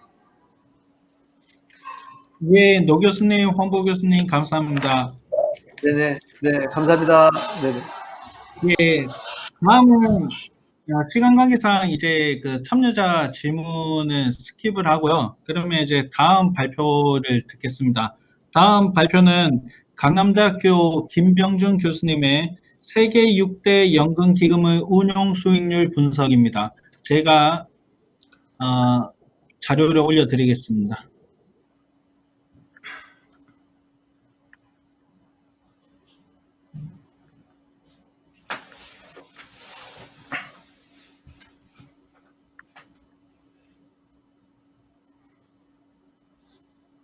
김병준 교수님, 그 슬라이드 넘기실 때는 그 김병준 교수님 키보드로 넘기시면 될 겁니다. 한번. 예, 알겠습니다. 예, 안녕하십니까. 강남대 김병준 교수입니다. 제가 이번에 발표할 것은 6대 연금기금의 운영 수익률 분석이라는 주제를 갖고 말씀을 드리겠습니다. 저하고 이제 공동저자는 경기대 신범철 교수님하고 관동대학교의 정우경 교수님이 같이 참여를 해주셨습니다. 이 논문의 우선 모티베이션을 잠깐 말씀드리면, 우리가 이제 국민연금 같은 경우에 2055년도 되면 거의 이런 상태로 가다는 기금이 이제 고갈될 위기에 처해 있다. 이런 얘기들을 많이 들으셨을 겁니다. 그렇다면은 그 연금의 고갈 연도를 좀 늦추고 그러기 위해서는 뭐니 해도 성과가 중요합니다. 그래서 기금의 수익률이 조금 더 1% 정도 포인트를 우리가 올렸을 경우에는 고갈 연도를 한 2년도씩 늦출 수 있거든요. 그래서 과연 그런 그 가능성이 보이는지, 그래서 우리가 이제 거시경제 변수하고 시장 변수를 합해서 운용 수익률에 영향을 주는 요인을 분석을 해보았습니다. 이것이 이제 본 연구의 어떤 동기라고 말씀을 드릴 수 있겠고요. 그 다음에 이제 저희가 자료는 각 연금이 이제 사업보고서, 연차보고서에서 나온 그 수익률 자료를 이제 토대로 진행을 했고요. 그것이 연간으로 이렇게 하다 보니까 이게 법인이 12월 결산 법인이 다 그렇지 않습니다. 그래서 우리나라하고 지금 노르웨이인가요? 노르웨이 같은 경우에는 12월 결산 법인이지만 캐나다와 그다음에 일본과 그다음에 네덜란드 이런 같은 경우는 3월 결산 법인이고요.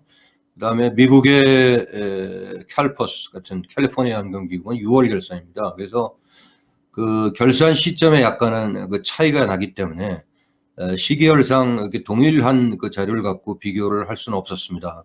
하지만 회계연도를 통일을 해갖고 그래서 우리나라 같은 경우는 2019년이면 19년 말 정도 실적, 미국 같으면 이제 2020년 6월이 19회계년도 말 실적이 되겠죠. 나머지 3월 결산 일본 같은 경우에는 2020년 3월 말 기준으로 2019년 실적을 집계했다. 이렇게 말씀을 드릴 수가 있겠습니다. 우선 이제 이 공적연금 중에 국민연금이 이제 비교 대상으로 자주 우리가 거론될 수 있는 건 세계 한 6대 기금이 될 수 있는데요. 그래서 노르웨이의 GPFG 그래갖고 노르웨이 이제 국부 펀드 그 국가 공무원 펀드가 있고요. 그다음에 이제 네덜란드의 공무원 연금 기금 ABP라고 하죠. 그다음에 캐나다의 이제 연금 기금, 또 미국에서는 이제 주별로 그 공적연금을 다루다 보니까 캘리포니아 쪽이 가장 큽니다. 그래서 캘퍼스, 그다음에 일본의 후생연금기금, 이 사이즈는 이제 일본이 가장 제일 크고요. 그래서 이제 사이즈로 봐서는 우리나라가 이제 3위를 차지하고 있고, 그다음에 2019년 그 실적만 보더라도 이제 우리나라가 3위를 NPS가 차지를 하고 있는데, 실은 이제 이게 과거 15년간을 한번 비교를 해보면 투자 수익률이 그렇게 NPS가 썩 좋지를 못합니다. 그래서 6개 연금기 중에서는 이제 일본의 후생연금 기금이 꼴찌를 했고요. 우리나라가 그 다음으로 5위를 기록을 했습니다. 이렇게 이제 15개년도의 운영 수익률이 저조한 이유는 말할 것도 없이 주식 투자 비율이 상당히 다른 선진국 연기금에 비해서 굉장히 낮았다.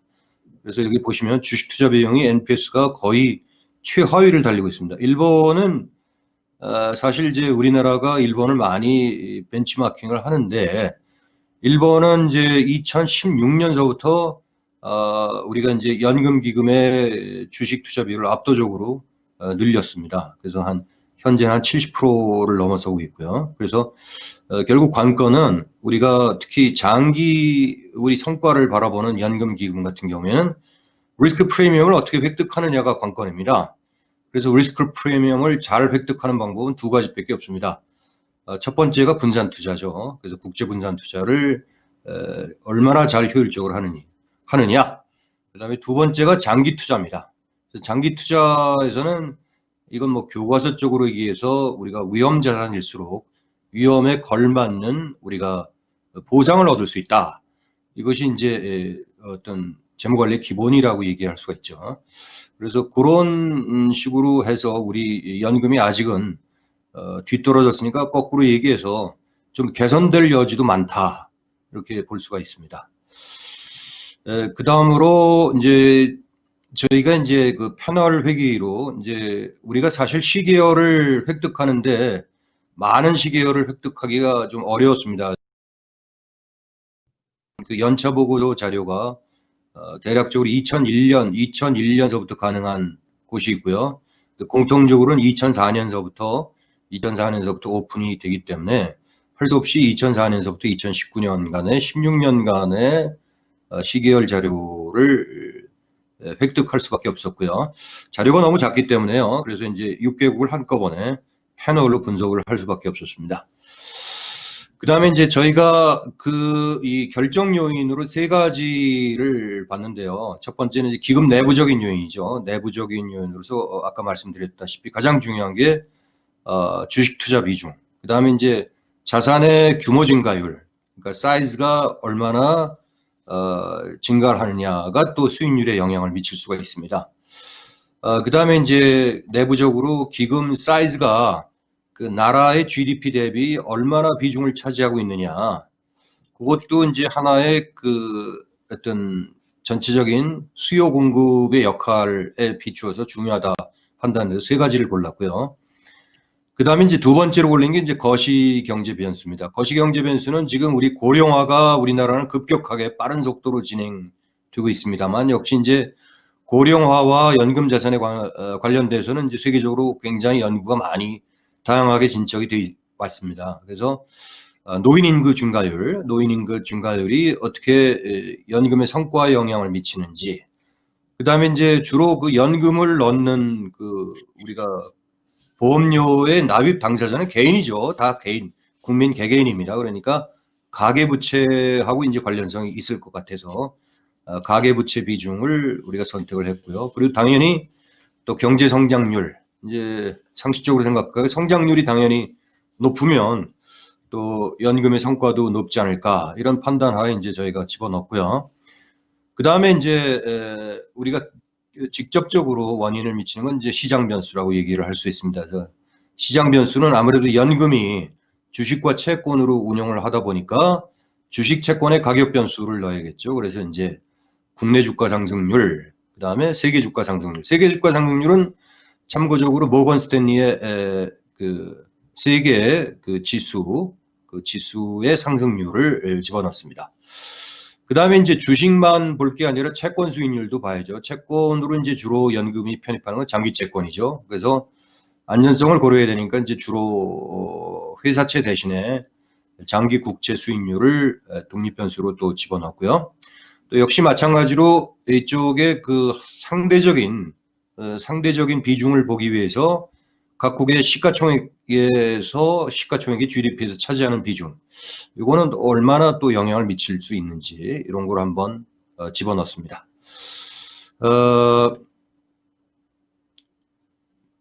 그래서 이제 그 모두에 이거를 이제 말씀드리기 전에 미리 이제 결론을 잠깐 말씀을 드리면 이렇게 이제 패널 회귀 분석을 하다 보니까 결론이 어떻게 나냐면 자산 규모 증가율은 우리가 그 규모가 굉장히 클수록 6개 연금에서의 수익률이 굉장히 포지티브하게 영향을 미치는 것으로 나타났습니다.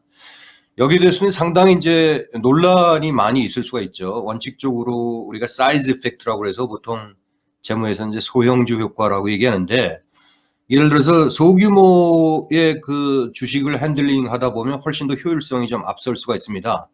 그래서 이제 성과가 더 좋게 나오고 이제 사이즈가 커질수록 여러 가지로 좀 어렵기 때문에 안 나올 수 있다. 이게 이제 반대적인 그 논거인데, 사실상은 이제 두 가지 견해가 있죠. 또 사이즈가 커질수록 우리가 그 많은 커진 사이즈에 비해서 운용 그 비용이 절약되고요. 매니지먼트 코스트가 절약되고 또 효율적으로 국제 분산 투자를 행할 수가 있죠. 그렇게 되면 오히려 또 수익률이 더 커질 수 있다. 이런 견해.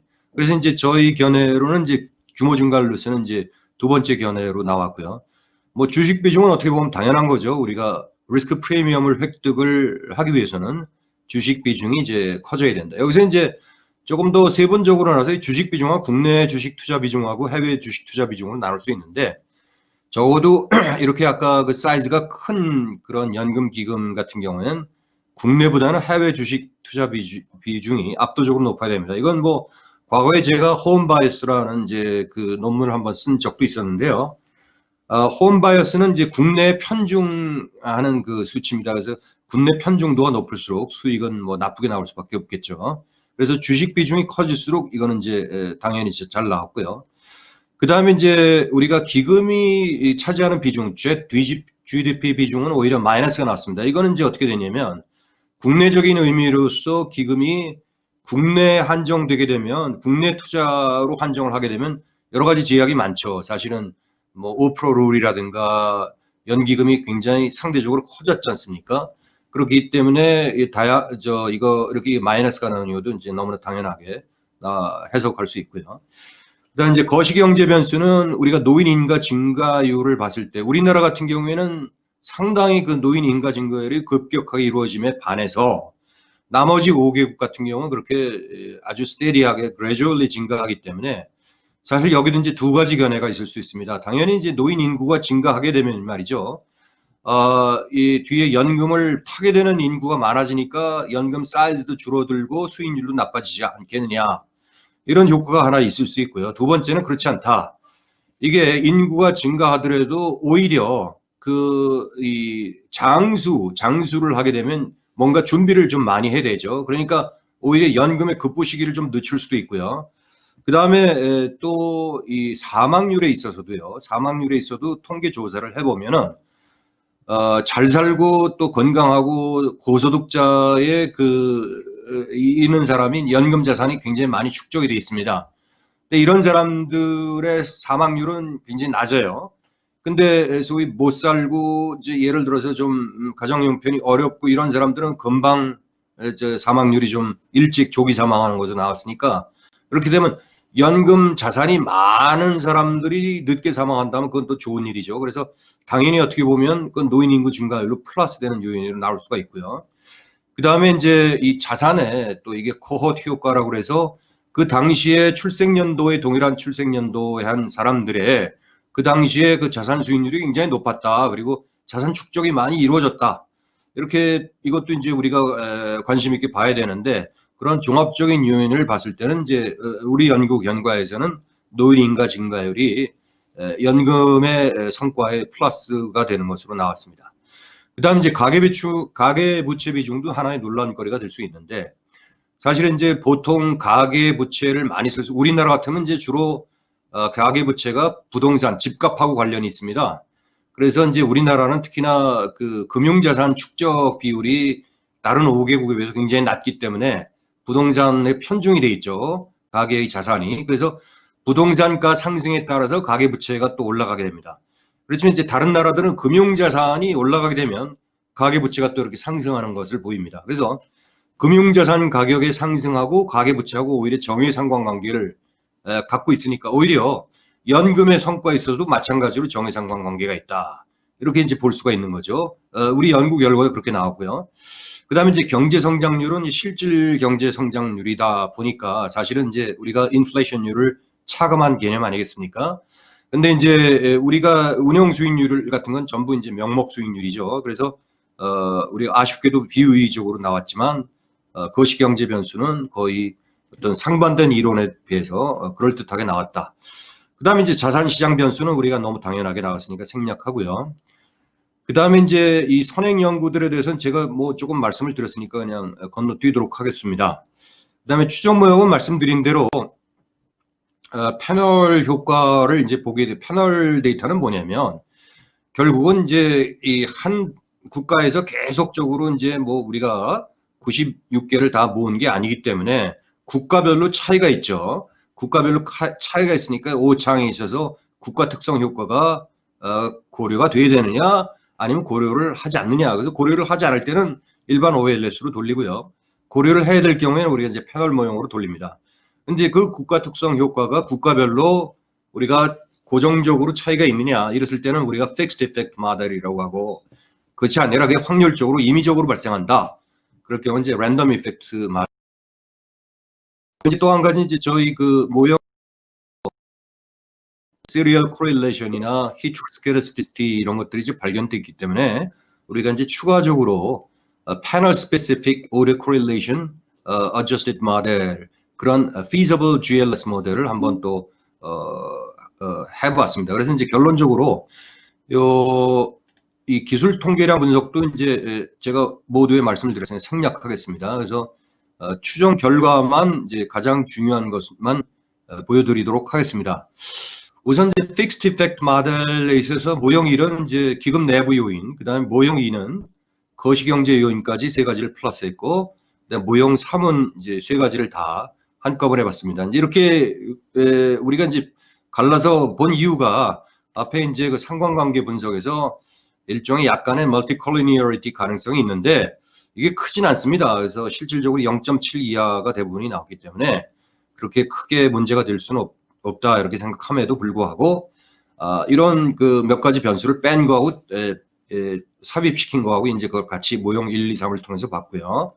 그래서 이제 하우스만 테스트를 해보니까 적합성 검증에서 아무래도 랜덤 이펙트 모델이 더 효율적이다 이렇게 나왔습니다. 그래서 랜덤 이펙트 모델이 좀 효율적이고 그 다음에 이제 이것을 하우스만 스페시피케이션 테스트를 아까 말씀드린 패널 스페시픽 오토 코릴레이션 모델로 이제 확장을 해갖고 해보니까 역시 이제 기초 통계량에서도 나왔다시피 PSAR1 모델이 좀 더 효율적이다 이렇게 나와서 제가 이 PSAR1 모델의 모형 3에서 나온 결론을 이제 말씀을 드리도록 하겠습니다. 아까 말씀드린 바와 같이 우리가 연금의 사이즈가 증가하면 오히려 연금 6개 연기금의 성과가 개선되는 것으로 나왔고요. 두말할필 주식 투자 비율이 높으면 높을수록 또 연금의 성과가 개선되는 것으로 나왔습니다. 하지만 국내 그 연금 사이즈, 그러니까 말하자면 그 국내 GDP에 대비 연금 사이즈가 너무 크면 오히려 역효과가 생긴다. 그래서 이제 마이너스가 나왔고요. 그 다음에 이제 노인 인구예요. elderly person의 그 growth rate죠. 노인 인구가 많을수록 첫 번째는 이제 연금을 타가는 사람들이 많아서 보통 마이너스가 나온다고 생각하기 쉬운데 오히려 자산 축적이 잘 진행이 되고 있고 현재까지는 이제 과거 데이터로 본 거니까 그렇습니다. 그래서 현재까지는 노인 인구가 오히려 증가할수록 오히려 연금의 성과가 개선되는 것으로 이렇게 나타났다. 여기에 대한 이유는 이제 여러 가지가 아까 모두 설명드린 바와 같습니다. 그 다음에 아쉽게도 이제 그 경제 성장률은 이제 실질 변수이다 보니까 유의하지 않게 나왔고요. 또 부호도 이렇게 생각보다 좀 틀리게 나왔습니다. 그 다음에 이제 가계부채는 아까 말씀드린 대로 우리나라를 빼놓고 우리나라는 이제 부동산에 편중이 됐기 때문에 가계부채가요. 금융자산의 그 상승하고 그 괴를 같이 하는 식으로 금융자산의 증가하고 역시 연금의 성과하고 정의 상관관계를 나타냈고 나머지 자산시장 요인도 이론과 다 일치하게 이렇게 나왔습니다. 그래서 간단하게 이제 그 시사점을 좀 말씀드리도록 하겠습니다. 그래서 이제 결론은 요 앞에 나온 결과는 말씀을 드렸으니까 국민연금에 대한 우리가 시사점을 얻는 게 이제 주요한 목표로 얘기할 수가 있겠죠. 그래서 국민연금은 당연히 지금 현재보다 주식 투자 비중을 높여야 됩니다. 근데 국내 주식 투자 비중을 높이라는 말이 절대 아니라 그 전체적으로 국제 분산 투자를 감안해서 이게 국제 분산 투자의 주식으로 과감히 좀 늘려야지 우리가 수익률을 올릴 수 있고 그래야지 연금 고관련도를 우리가 딜레이 시킬 수 있죠. 그런 정책 지원을 드릴 수가 있고요. 또 그와 관련돼서 요즘 뭐 논의되고 있는 스튜어드십 이건 말이죠. 사실은 그 이 정치적 지배구조와 관련된 말씀입니다만 여기서도 스튜어드십에 지나치게 간접해서 대기업에 간섭을 하게 되면요. 우리가 국민연금 수익을 목적으로 하는 거죠. 그리고 국민연금의 돈주인은 국민입니다. 그래서 정부가 나서서 이것을 이래라 저래라 간섭할 수가 없는 겁니다. 그래서 스튜어드십 같은 데서 함부로 이렇게 하면 좋지 않고 오히려 수익률에 좀 집중을 해야 될 필요가 있다. 이렇게 마무리를 하도록 하겠습니다. 이상입니다. 예, 김병길 교수님 감사합니다. 저 토론자로 계신 노경호 교수님, 저 짧게 네네. 제가 좀 뭐 질문님 그런데 핵심 하나만 좀 질문을 좀 드리겠습니다. 서론에도 제시했고 결론에서도 말씀하셨는데요. 지금 저희 나라의 그 국민연금의 문제가 타국에 비해서 한 16년 분석을 했을 때 주식 투자 비중이 좀 적어서 그게 어떻게 낮은 수익률하고 이렇게 이제 연관관계가 있는 걸로 좀 그렇게 이제 인식이 된 건 동의하는데요. 단순하게 그 주식 투자 비중을 높인다고 해서 될까? 왜냐면 아마 주식 투자 비용을 저희가 좀 그 낮춘 이유, 높게 가지 않은 이유는 위험 회피 쪽을 너무 중시하다 보니까 그렇게 된 걸로 좀 생각이 됩니다. 그래서 향후에 주식 투자 비중을 단순하게 높이는 것보다는 높이되 저희가 준비해야 할 것들이 그 주식 투자를 하는 그 담당자의 뭐 전문성이라든가 뭐 이런 것들이 다양한 준비가 돼야 될 것 같은데요. 거기에 대해서 혹시 그 교수님의 어떤 의견을 좀 듣고 싶습니다. 네, 이상입니다. 예, 기본적으로 주식 투자를 비중을 늘리려는 것은 당연히 기관 투자가의 장기 기관 투자가는 주식 투자 비중을 늘려야 합니다. 왜냐하면 아까 모두에도 말씀을 드렸지만 위험이 있는 상품에 대해서 위험에 대한 대가를 제대로 받으려면은 분산 투자를 제대로 해야 되고요. 두 번째가 장기 투자밖에 답이 없습니다. 그리고 주식의 수익률 장기적인 결과는 이미 수많은 실제 경험 데이터에서 밝혀진 바 있듯이 주식을 장기 투자하게 되면 채권보다 몇십 배, 몇백 배 더 높다는 것은 이미 다 밝혀진 바와 상식적인 얘기입니다. 그렇기 때문에 기관 투자가에서 특히 장기 운용 기관 투자가일수록 주식 비중을 높여라. 이건 당연한 얘기고요. 그렇지만 주식 투자 비중을 높게 이게 사이즈가 이렇게 넓어가고 국내 주식을 많이 사라 이런 얘기는 절대 아니죠. 그래서 사실은 제일 정확한 게 시가총액 비중대로 세계 시가총액 비중이 제일 높은 데가 어딥니까? 미국이죠. 그래서 미국 주식에 가장 많이 사고 그 다음에 OECD 각국, 그 다음에 유럽이죠. 그 다음에 이제 신흥국에서도 좀 포트폴리오를 다변화하고 이렇게 해서 국제분산 투자를 넓혀야지 국민연금의 수익률이 올라갈 수 있다. 그리고 국민연금의 수익률이 올라가야지만 우리나라 그 연금 기금 고관련도를 우리가 뒤늦출 수 있는 것이고 이것이 이제 연금 가입자에 대해서 당연히 우리가 해야 될 의무사항이다. 이렇게 볼 수가 있습니다. 네. 답변이 됐는지. 네네네. 충분합니다. 감사합니다. 네네. 예, 황보영 교수님께서도 질문 하나 있으시다고 해요. 황보영 교수님 말씀하세요.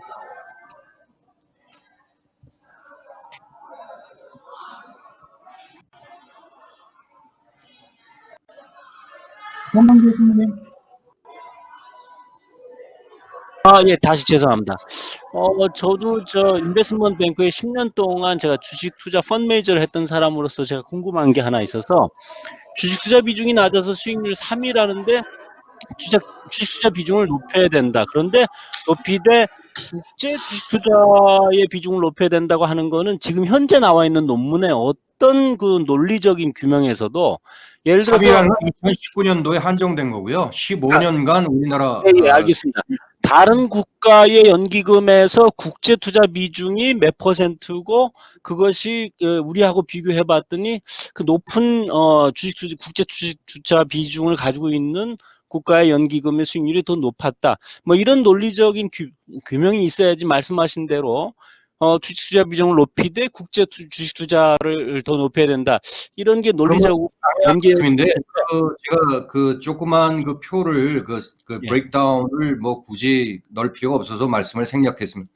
다만 당연히 외국의 연기금은 국제 투자 비중이 압도적으로 높고 예를 들어서 노르웨이 같은 경우는 논리적으로 계량적으로 분석을 하시든지 해야지 주관적인 의견이 너무 좀 많이 주관적이 있는 아니라 이거는 이제 여기서 나타난 결과에 대해서 이걸 정확하게 유추가 되는 겁니다. 이거는 제가 주관적으로 말씀드린 게 아니라 여기서 나타난 결과를 보고 우리가 해서, 자, 아까 연기금의 국내 GDP 비중에서는 마이너스로 나왔지 않습니까? 여기 보시면 마이너스로 나왔고, 여기 보세요. 연기금 사이즈의 국내 GDP 비중에서는 마이너스가 나왔고, 나머지 주식 관련 그 가격 변수에서는 플러스가 나왔죠. 여기서 이게 당연히 유추가 될 수 있는 것 아닙니까? 굳이 내가 세세 분석표를 굳이 제시를 안 해도 이건 상식적으로 알 수가 있는 얘기입니다.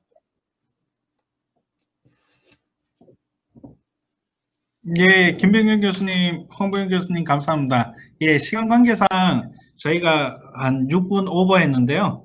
예, 시간 관계상 한국생산사계 학예통합학술대회 세션 1은 여기서 마무리 짓도록 하겠습니다. 참여해주신 교수님들, 대학원생, 그리고 질문해주신 저 참여자들 모두 감사드리고 세션 2는 3시 30분부터 다시 시작하도록 하겠습니다. 모두 감사드립니다. 네, 감사합니다. 겁니다.